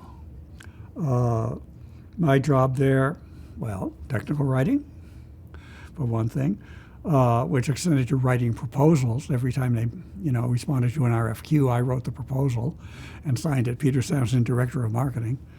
Nice. But I did mostly software. Okay. And, there was software for products, driver, for instance, for the SA-11, which was a PDP-11 to DEC peripheral interface, which I wrote. PDP-11 to IBM? PDP-11 computer to IBM peripheral. Right, got it, yeah. Some of those went to Ampex here in the Valley, who were big in videotape recorders of professional grade and had built one with an encoding to record digital data, which they called the terabit memory. And they ran that from a PDP-11 through RSA-11. Was that mag tape? That was mag tape. That was a bank of, man-high mag tape units filling a room. Really heroic effort. The only trillion-bit store I know of before that was the photo-digital store by IBM, the 1360. Right. Yeah, but that for the CIA, I think. Right. Well, this was read-write, of course. The equipment, their equipment was temperamental, had to be kept cold, and I don't mean cool. That room was frigid. You wore your long johns when you were debugging your SA-11. I wonder what was generating all the heat in there. The tape drives. The tape Huge drives mechanical themselves. thing. Okay. Yeah. Another customer was British Columbia Telephone. Yes. In Vancouver. Yeah, they had this bizarre IBM compatible Mark Sense card reader, and your phone bills came in a Mark Sense format, which they had to read. And they didn't want to use some big, no longer supported CPU, so they got a PDP-11 and RSA-11 converter. Well, those are some of the things that Systems Concepts Would did. you call them a contract engineering firm or not? Well, not quite. Not exactly. They didn't contract the service, they contracted the product. And one of the reasons was they wanted complete control from start to finish of the product design. L.V. Ray Smith and Ray Catmull came to us and said, we have this idea for the digital compositor, and we have the architecture and we'd like you to build it. The Pixar image computer? Well, before that. Oh, that's not what this is. Well, it's a preliminary to it. Oh, okay. Sort of, I wouldn't say a prototype, but something that did part of what the image computer did, What but was before it. Kind of a frame buffer or something else? No, a compositor. It takes multiple things and melds them. At any rate, they said, here's the architecture, we'd like you to build it. And Systems Concepts said, no, we don't build other people's architectures because we can't guarantee they'll work. So that didn't happen. Xerox PARC came to us, said, we've got this Alto. They gave us a loaner Alto. That was a jaw dropper. That was something. Just as capabilities. Yeah. Yeah. The editing on screen. Yeah. That opened a whole new world. Bravo, the editor. What did you think of the mouse as an input device? Was that new to you at the time? That was new too. Yeah. That's the most trivial feature of the Xerox Alto, but yeah. Yeah. I was much more excited, with the editing on screen. Yeah. The suddenly, you're right with it. You're right in it. Yes. What you see is what you get. Yeah. But the feedback loop is suddenly real and not you're writing on a piece of paper, right, which isn't feedback at all. At any rate, they came to us. They wanted a plug-in card. This was for the Alto 2, which would drive 4 separate displays. So we gave it the name Project Rushmore because it has 4 heads, and also because they were in a big hurry. Rushmore, that's great. Uh-huh. What was their intended use for that? Don't know. Oh, you don't know? Yeah. They didn't tell us. Okay. Interesting. Because now, I think Al told me this, but the Xerox, and although I don't want to hold him to it, but I think the initial Xerox Rev 1 was actually not that reliable, and it took the Rev 2, the Alto 2, before it was properly somewhat productized. Mm-hmm. Wouldn't surprise me. For reliability. Yeah. It's almost impossible to get an Alto 1 running, for example. But anyway, so go on, System Concepts. And okay, now they're building sort of mainframe. Building things. Industry peripherals. And, they're building larger things. They're building things with, they are doing wire wrap for their control panels. And so they want me to do software, to replace their draftsman, who was frankly a flake, with a way that the drafting can be done on the computer for the electronic diagrams, and maybe go from that to the wire wrap control lists. Oh my gosh! So I wrote that. I didn't even know if we could do that now. Oh, of course. Come on. How did you solve that problem? I just did it. I mean, don't you have to write a CAD program to do that first? What does CAD mean? Schematic capture, schematic capture, yes. That a language I devised. Okay. So you type it in. Yeah. Like a net list or draw it? It's more the drawing. It's more closely related to the drawing, but of course it contains the parts and the wires, so you can get bills of materials and wire wrap. And then that would control like a Gardner Denver right. machine? That would make a. I believe that was punch paper tape, as a matter of fact, to run the Gardner Denver. Wow. Right. So then they say, well, we're making more and more complicated things. We need to package it in 3 dimensions, which means printed circuit boards. And we've designed a few printed circuit boards and laid them out by hand, and that's obviously something that we'd like to mechanize.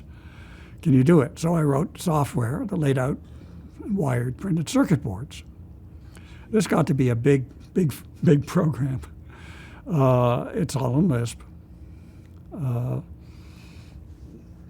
And it's, I doubt it very, very much. That's remarkable. Well, it was.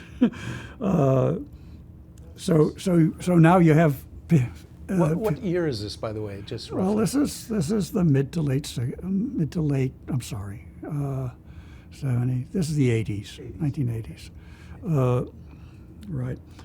It was it grew over a period of years and years. But we had these student interns, going from Stuart Nelson's hand scrawled sketches to the input to the drafting side of it, which would come out with, C and D size prints, looking beautiful. And that data would also go to A, run a Gardner Denver machine, or B, the input to my PC board layout and wiring machine program. Peter, in the last 5 minutes, I've heard you invent 3 different industries. As I say, I was lucky. I was there. Unbelievable. I was there when things started. Oh my gosh. Well, luck, I don't know. Definitely talent. Okay, tell us a bit more about, you've created these wonderful engineering tools. Yeah. So How did they use them? well, to make various products. The last of them that I was involved in was the SC30 computer, which was a PDP-10 clone, much smaller, much better packaged. No knock on the people who designed, the PDP-10s. They had different hardware to work with.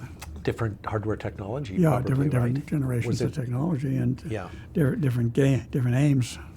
Yeah. But yeah, the SC30 was, How did that sell, by the way? Was that a Well- popular machine? it was CompuServe in Ohio, bought them by the dozen, and eventually ended up with the rights to build their own because the management of Systems Concepts wasn't terribly good about forcing production through. But yeah, normally when you logged into CompuServe in those days, you would get a SC machine. We have an SC30, several actually, because we got CompuServe archives about 4 years ago. Well, that's incredible. So, of course, yeah, I'm seeing the amazing thing, of course, on System Concepts is the incredible machine the Samson Box, which I really want to dig into and learn Right. as much as possible about that. Maybe Right. tell us how it started, where did you get the idea, and the funding? Okay, well, there are various things going on here. Obviously, I wanted to make computer music and have been doing it for years, and it was perfectly obvious that software wasn't good enough for real time. There were composers, a man named Ercolino Ferretti at MIT when I was there, who used the IBM mainframe to make synthetic music. And he would get, the machine for an hour after midnight to get 4 minutes worth of music out, if that much. And of course, this is in batch mode, not real time. Well, that wasn't, it's not real time, yes, exactly. And, there were some composers who were in those days willing to put up with that serious bottleneck. A man named Wayne Slauson had a 1-year teaching appointment. This was a sort of a sabbatical. I forget where he taught normally. He was a professor of music. And he came by the MIT AI lab, said, "You got a real-time computer. I'd like to use it to synthesize my compositions. I can't do it in real time either." But his technique was to simulate the human vocal sounds in computer and use those timbres to make his compositions. It was a lovely idea. And he did that, as I say, not in real time, but on the MIT AI PDP-6. So there was another. What software would he have used to compose? He wrote it. Oh, he wrote his own software. Oh yeah, he was Okay. an accomplished guy. So you not only have to have musical chops, but you need technical chops, Right, just well, like you. So, yeah. Well, more technical in my case than musical. But that's another straw in the wind. And then out came Max Matthews' book on computer music, which he was doing at Bell Labs under the guise of telephony. That's why the question I always raise is like, who's paying for this? Right. Like, how are you getting away with this? No, anyway. Right. Yeah. And he again was doing it in software and not in real time, but had the sort of concept of a unit generator. Can you explain what that is? Is that to produce a note? Single note? In his case, yes, it was something that produced a single note. There were lots of other things sort of like it. For instance, there's the oscillator that you control in an electronic organ. There's processing stages that you go through, for instance, in radio broadcasting. You know, there's the preamp, there's the mixing bus, there's the post-amp, and so on. Filters, compressors, all these boxes along the line, which I had experience of from the radio station time. So all these ideas sort of came together with, as I say, the explosion of TTL and things you could do at Systems Concepts that hadn't been possible in hardware before. Let's make a real-time synthesizer. Okay. What was their intended market? Okay. I don't know if they had one. I know these are tough questions. Sorry. Yeah. As I say, I don't know if they had one, but they knew how interested I was in it. And, the management, Mike and Stu, said, well, why don't you look into this? So I spent, a year or two actually looking into it. I went to Bell Labs and tried to see what they were up to. I read, everything written on the subject that I could find. Algorithms, previous hardware, analog synthesis, of which there was a great deal, musique concrète, which is sampled sound. All these rolled around in my mind, and I came up with an architecture. Pretty big, ambitious. My goal was to simulate basically a string quartet in real time, or that much computation. And the principal algorithms that I saw for doing this were additive synthesis, which is building up a waveform out of components, partials or harmonics, what do you call them, and subtractive synthesis, make a harmonic-rich waveform to start and filter it. Do you have ADSR control at this point, too? Okay, well, that's yet the other thing, the envelope control. Yeah, we actually had an ARP modular synthesizer at the MIT AI lab for like a while. 2600 or something? Something like that. Yeah. So I was certainly used to triggers and ADSRs. And as I say, all that rolled around. And I came up with this architecture, which had two basic kinds of processing units called the generator and the modifier. And the generator can make various kinds of waveforms, and the modifier can do various algorithms on them.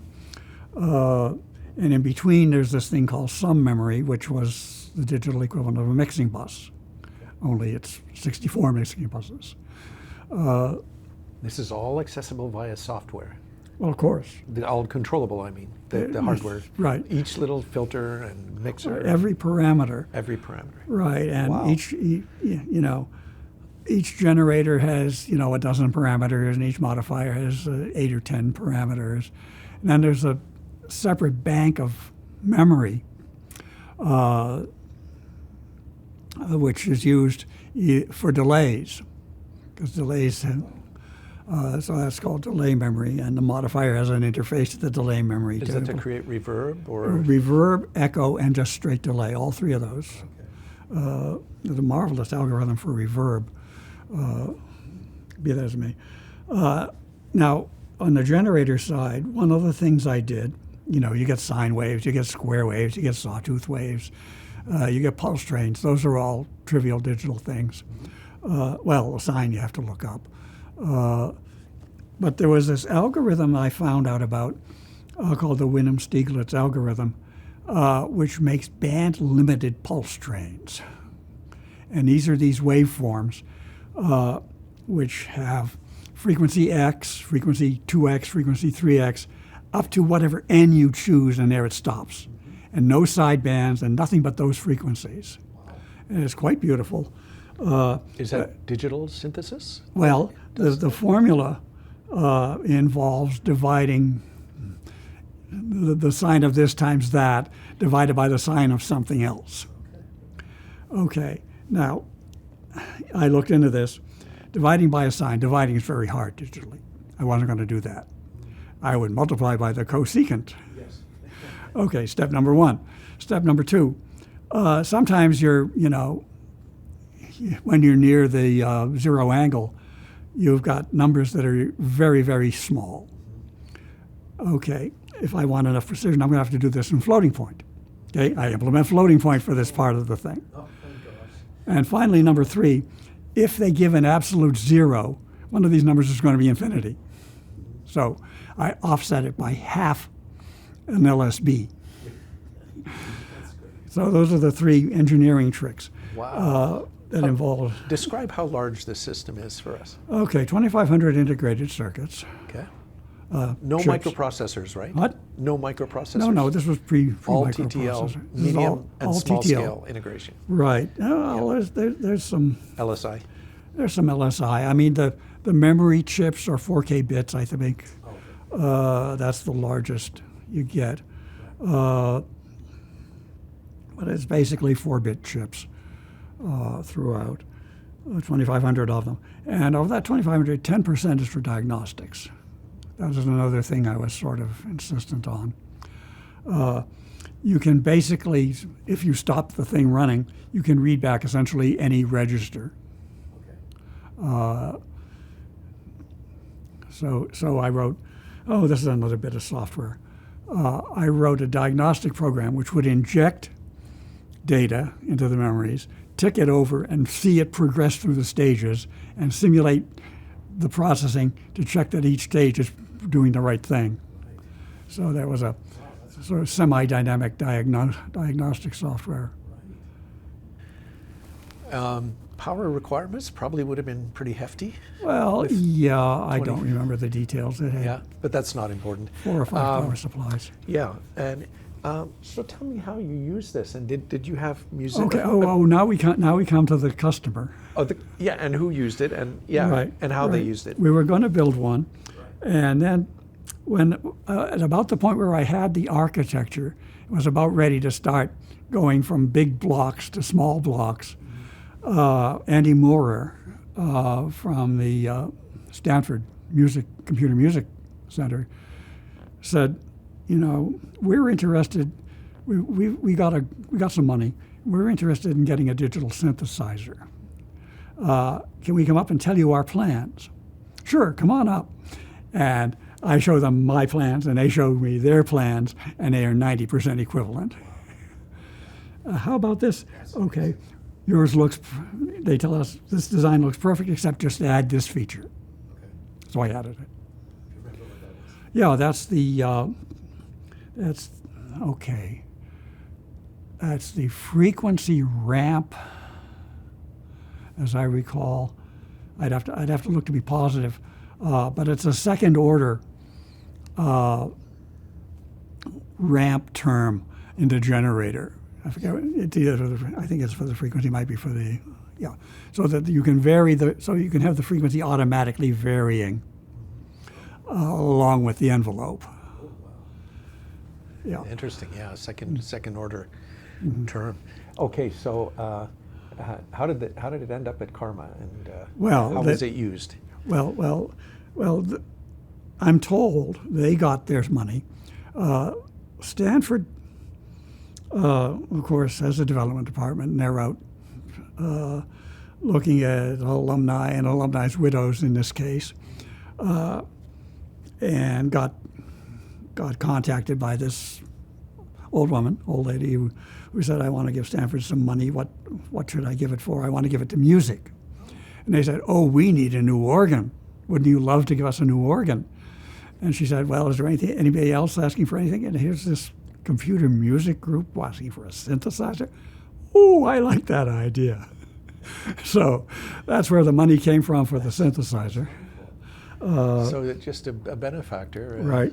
Wow. Right. But meanwhile, System Concept was kind of bankrolling the project was bankrolling the development. The development of the project. Right. Yeah. So they bankrolled the manufacture. Right.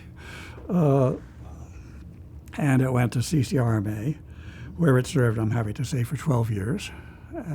And for essentially the first 10 of those years was the biggest synthesizer in existence. You know, one thing that I have to admit, I kind of wish we had it here. And I understand it's in France somewhere. Right. That's at the Museum of Musical Instruments associated with the Paris Conservatory. I saw it there, not on display, but in the warehouse. How did it end up there? How did it end up there? I'm very curious. Well, I can't say for sure. Stanford knows. But when it was new at Stanford, something going on in Paris was the formation of IRCAM. And several people from IRCAM visited Stanford, and I gave a presentation on our synthesizer to Pierre Boulez and so on. And of course, they went back, and after considering Systems Concepts, decided one of their people would much prefer to build their own. But that certainly established the pipeline between Stanford and Paris.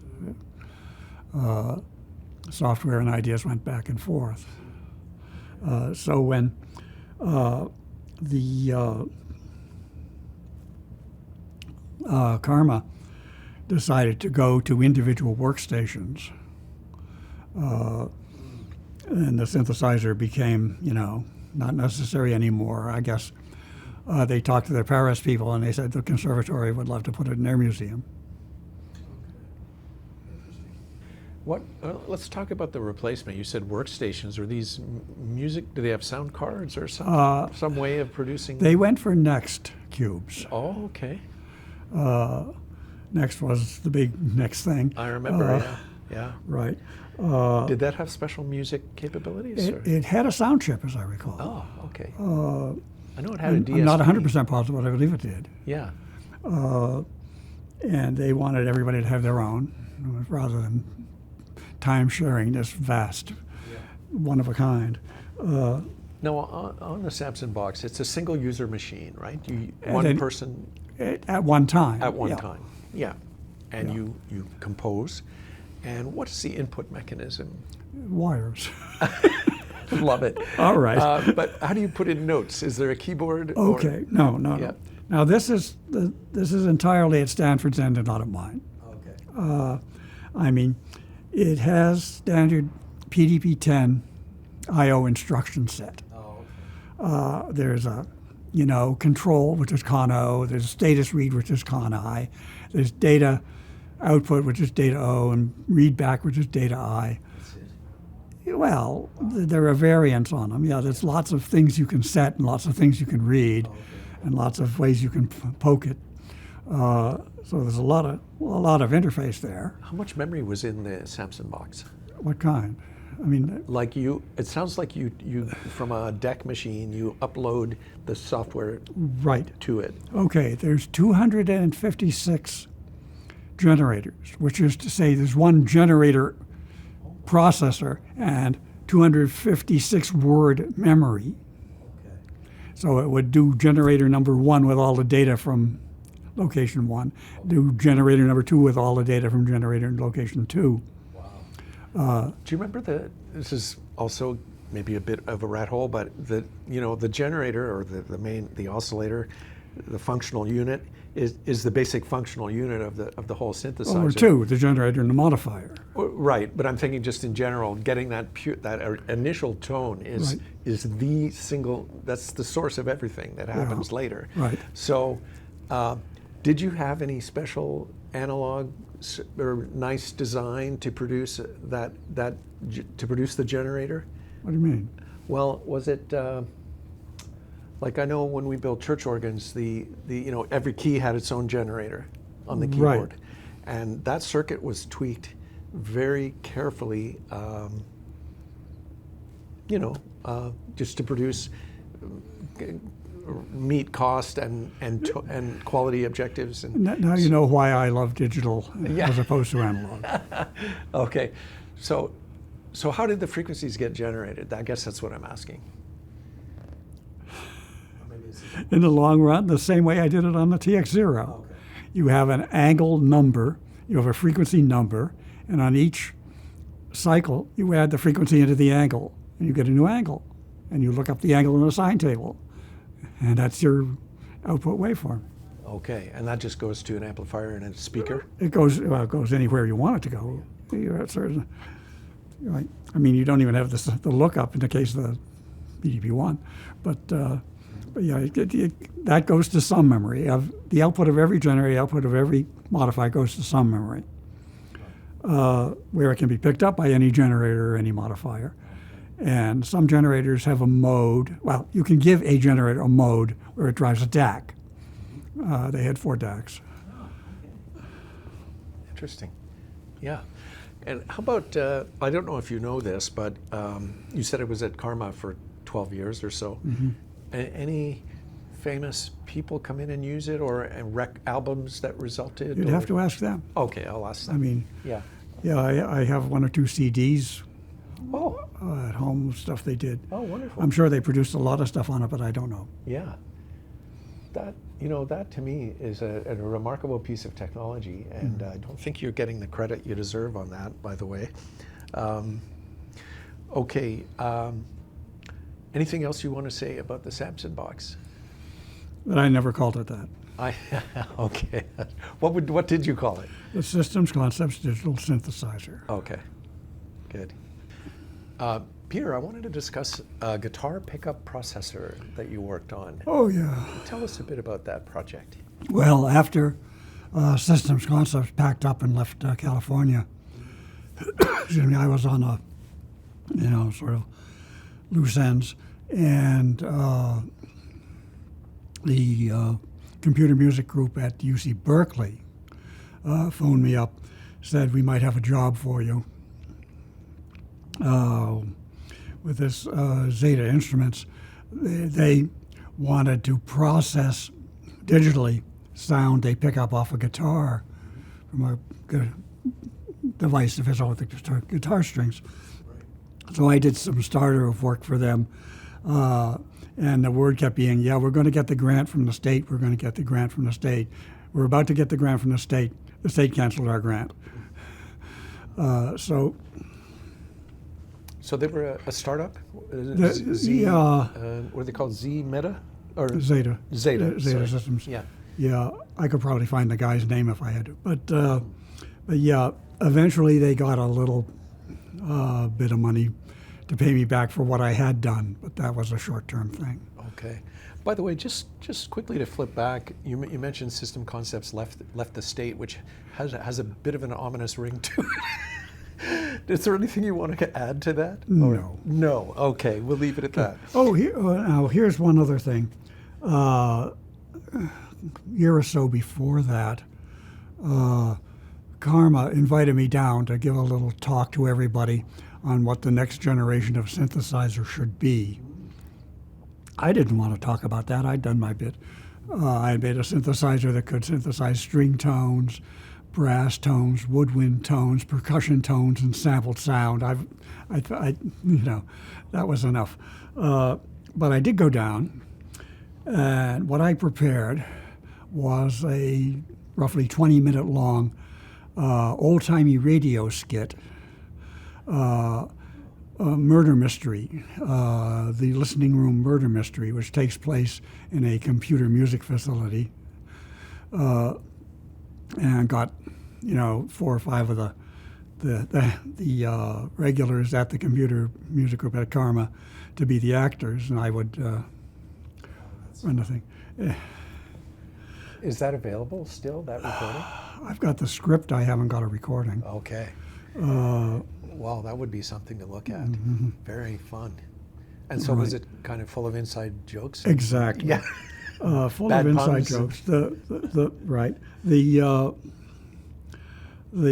murderer's alibi was defeated by means of the sampling theorem. But yeah. Wow, that's pretty nerdy. Oh, it got nerdy. But the audience is the right audience was exactly right for the audience. The sponsor, I'm great at sponsors, was this soft drink company called Diatonic. You know, the diatonic scale being the. Okay, so their motto is it never goes sharp, never tastes flat, it's all natural. Of course it is.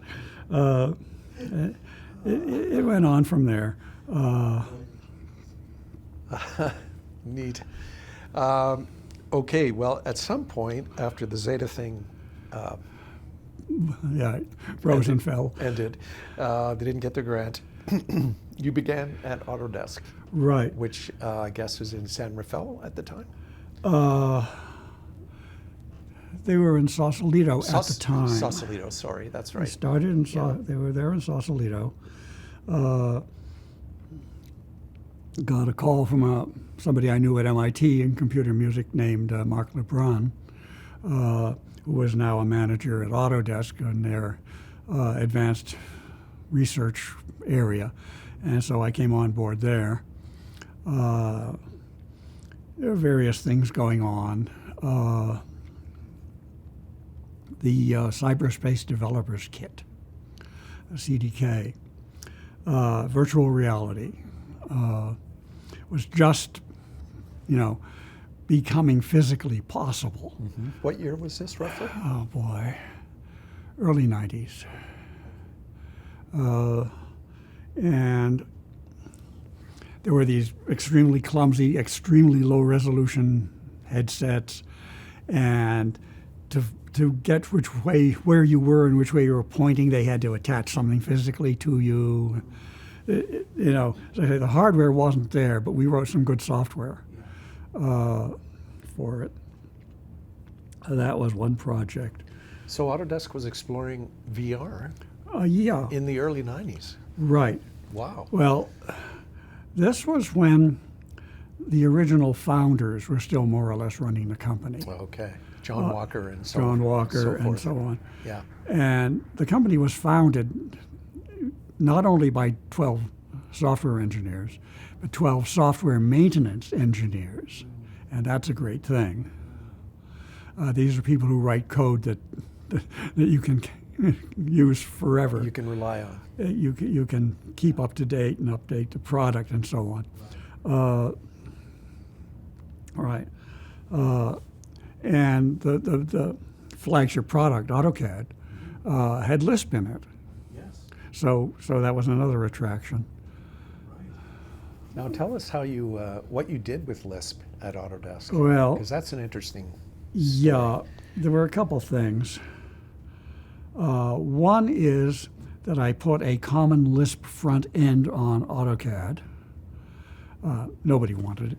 Common Lisp is a specific vendor. No, it's a standard that a number of vendors converged on. It's a standard in the sense that it had just about everybody's features, although it. I used to use Franz Lisp. Yep. Yeah. Yeah, France is one of them. Did you know? The guy that plays French horn at France Lisp. His name will come to me sometime. He's the guy who lost the original Spacewar consoles too. He ended up at France. Haflick, Steve Haflick. Okay. Anyway, digression. So It's a small world. moving CL to AutoCAD Right. really expanded the use of AutoCAD, did it not, and allowed people to Well, add their AutoCAD own. already had a Lisp in it, Oh, okay. its own interpreted, somewhat cut down version of Lisp.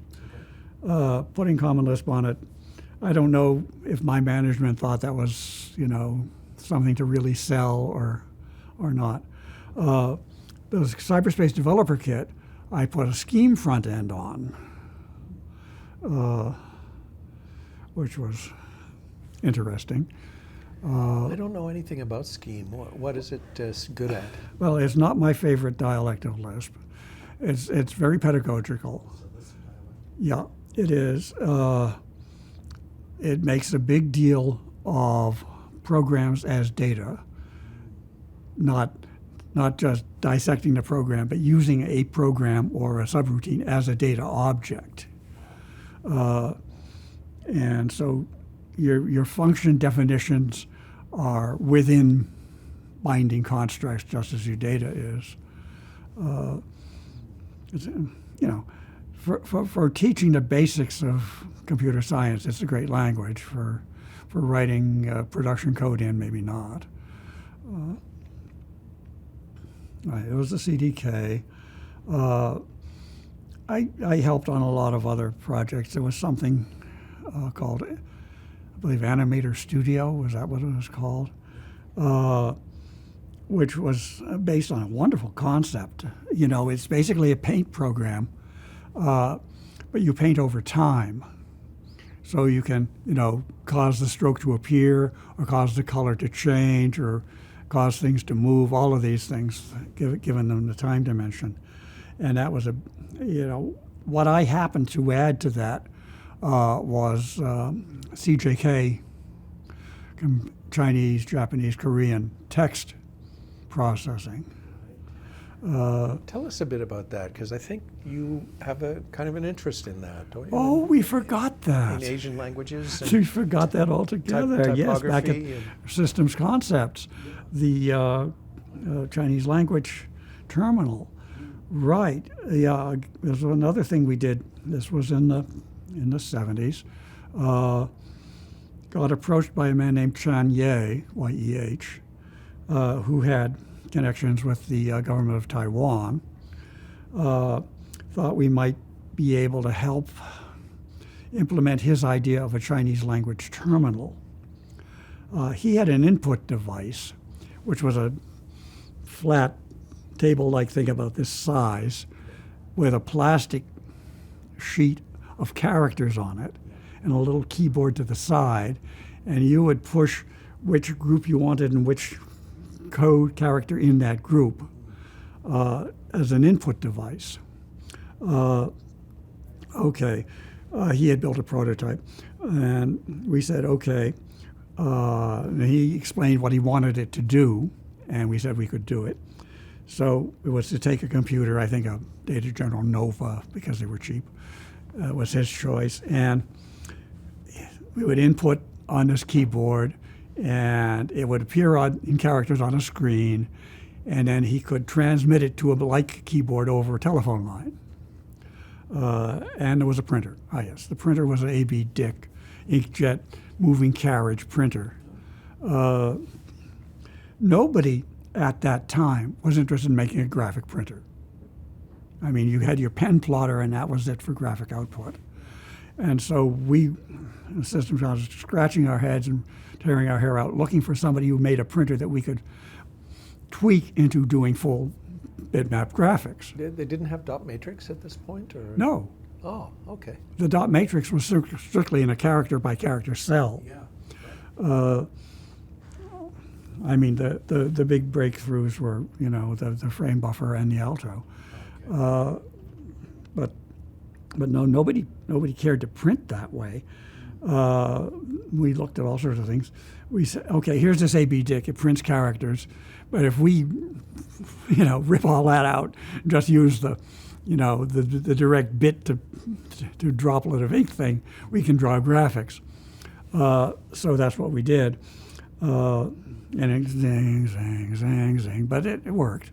It's got pumps and different kinds of fluid circulating and all kinds of ways to go wrong, but that was what we had at the time. Did he have a shop here locally? Who he? Sorry, Mr. Ye. Could well be, I don't know. Okay. There was a place called, I think... Ideographics was what he called his company. That's the company. Okay. We have all their papers. Oh, great. That's remarkable, Peter. Wow, another small world moment. Ideographics, that's the one. Okay, so zipping back to Autodesk and wrapping things up there, you worked on something called Hyperwire too. Hyperwire. Tell us about that. Okay, this is a scheme. Again, these are not products I invented, but things I worked on, where you have these little blocks you put on the screen, and there are blocks that comprise push buttons and blocks that do processing and blocks that do graphics and so on and so forth, and you build your application out of them, which is all very nice. I forget which parts of it I did at this point, but I worked on it. And like Animator Studio, this is another product that Autodesk brought to perfection and decided not to market. Okay. Which, is frustrating. It's interesting because one of John Walker's philosophies, and the 12 or the 17 programmers or whatever it was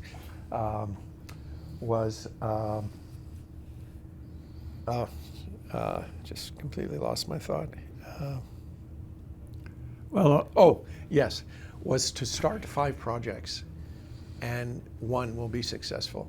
Like to have everyone in the company start 5 different things, one of them will be successful, sort of a 20% rule. And I wonder if these, Hyperwire and some of these other things are remnants of that philosophy. Like, did you find people doing a lot of different projects? Well, we were in the sort of advanced group where this was done.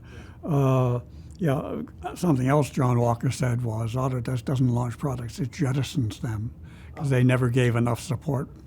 Oh, that's a beautiful quote. Oh my gosh, that's really good. Okay, well, what was your experience like at Autodesk? Just as a company, did you find it pleasant? I was much happier there. The other big company experience in my life was DEC. I was much happier at Autodesk. Okay. I think management was much more straight up.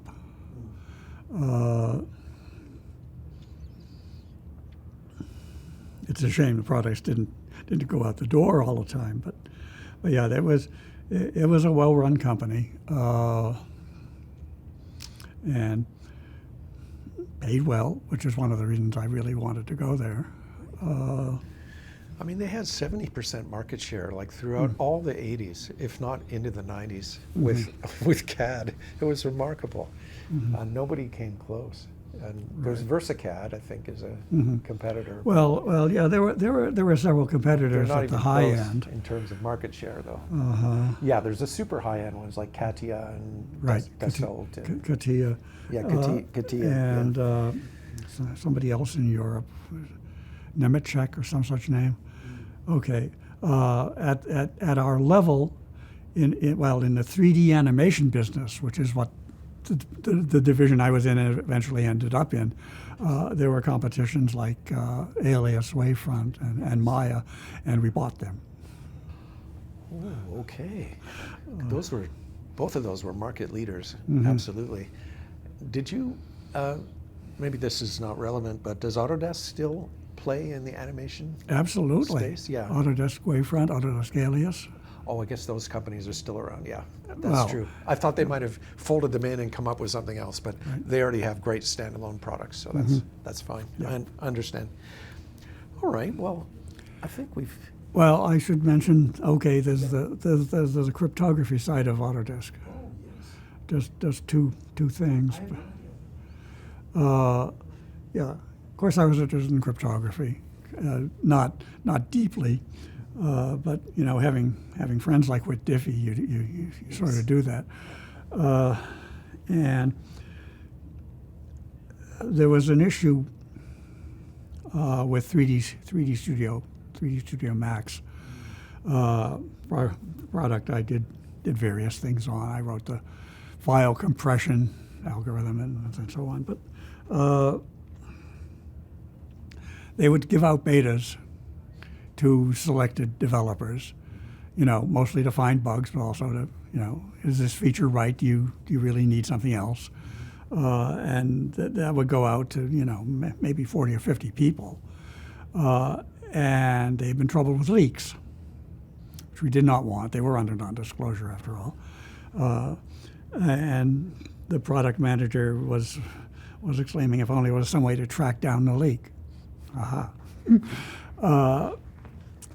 So I put in this feature, within 24 hours after he had, made his plea to the gods. He came by and I showed it to him, where underneath the time slider, which is a basic feature of this program, there was this little mottled pattern of colors, which was different for every version you made, every copy you sent out, and which was tied to software such that if you tried to, efface this, the program would crash. And it was based on some cryptographic algorithms, so as to be non-reversible. So not only couldn't you efface it, you couldn't make up your own. That goes beyond a checksum, I'm sure. Right. It's same idea, roughly. Mm-hmm. Yeah. So by this means, we did indeed track down the leak of the next release. Was this being released to competitors, or? Well, this was here, look, you can have your very own copy of this program free because we're giving you away this beta under the covers. It was just somebody who didn't think his friend should have to pay for this. I'm sure that was poo-pooed. Yes. Very much. Mm-hmm. Great. Now that got a patent. Oh, yeah, right. Right. Patenting, I haven't mentioned it because patenting is a corporate policy, not an industry policy. Systems Concepts, the idea was, A, we keep a trade secret, and B, we're quicker than anybody else and can do something new and better. Right. Hey, by the way, on System Concepts, I wanted to ask you, who did the hardware design on the? 99% Stuart Nelson. Thank you. That's on the On anything. On anything, including the digital synthesizer. Oh, wait, that's not. Sorry. Okay, there he helped me. Oh, so you and he did it together. Right. Got it. I mean, he gave me the basic algorithms. I coded it up. He took it once over to see if there was any problem. Okay. And then you had assemblers. And he designed the analog part of the DAX. Oh, okay. And assemblers put it together. Yeah. You didn't wire it up yourself. No. Well, there were printed circuit boards, which my software made the artwork and so on. Just incredible. Really amazing. 7mm Mylar. Oh, yes. Yeah. I did that, but the old-fashioned way with Bishop Graphics, and we had all the little shapes and stuff. Uh-huh. It's a good little market. I often wondered, is it worth the learning curve to learn some of these PCB layout programs, or should I just stick to this? And it turns out they didn't keep me on that for very long. I did 3 boards, which were all great, but yeah, it's always a fine point where is it when you're really far ahead of the curve, whether the benefits are sometimes not always so clear. Yeah. Well, is there anything else you want to say, Peter? Yeah. Well. Autodesk's position on patents, software patents in particular, was negative. So they didn't patent? No. Well, that's another story. Now let me finish. The company was against software patents when they were proposed. Our president went to Congress, went to the committees, and said these software patents are a bad idea. Now, this point of view did not prevail. Software patents became the law of the land. And instantly, Autodesk started getting sued. Here's a corporation, they've got money. And we did what every other industry had to do, which is build our own patent portfolio and cross-license. So that's why this thing got a patent. The encryption method. Right. Yeah. And I got another patent on using bifocal lenses in your VR helmet, so that you could look at the scene in the distance and you look at your dashboard up front. Right. Any other patents that you've No, got? that was it. Oh, that's great. Very nice. And my last few months there, I was poking around. the next release of AutoCAD was going to have the last 2 digits of the serial number be a kind of checksum. And I looked at their algorithm and it didn't work. Why didn't their developers know this? Why didn't their QE catch this? This is after it had shipped? No, this was okay. well before it shipped, but Yeah. while it was in, Production. beta. Or beta, yeah. Yeah. Yeah. And so I came up with another method and wrote it up and gave it to them, and presumably they used it. Autodesk, it doesn't require a dongle, does it? Although I think it did in the early There were days. products that required dongles. They do require dongles. I don't know what the story is today. Okay. Oh, yeah, I had something to do with the code for dongles. I don't remember now. Okay, yeah. Yeah. I wonder if that's in the OED dongle. If so, it wasn't me. Well, Peter, this has been delightful, and just want to thank you on a personal level for all the years that you volunteered at CHM, and your presence here is just beautifully appreciated by everyone here. So I'm grateful. I love giving those demonstrations. we love watching them too. Thank you, Peter. Thank you for coming in today.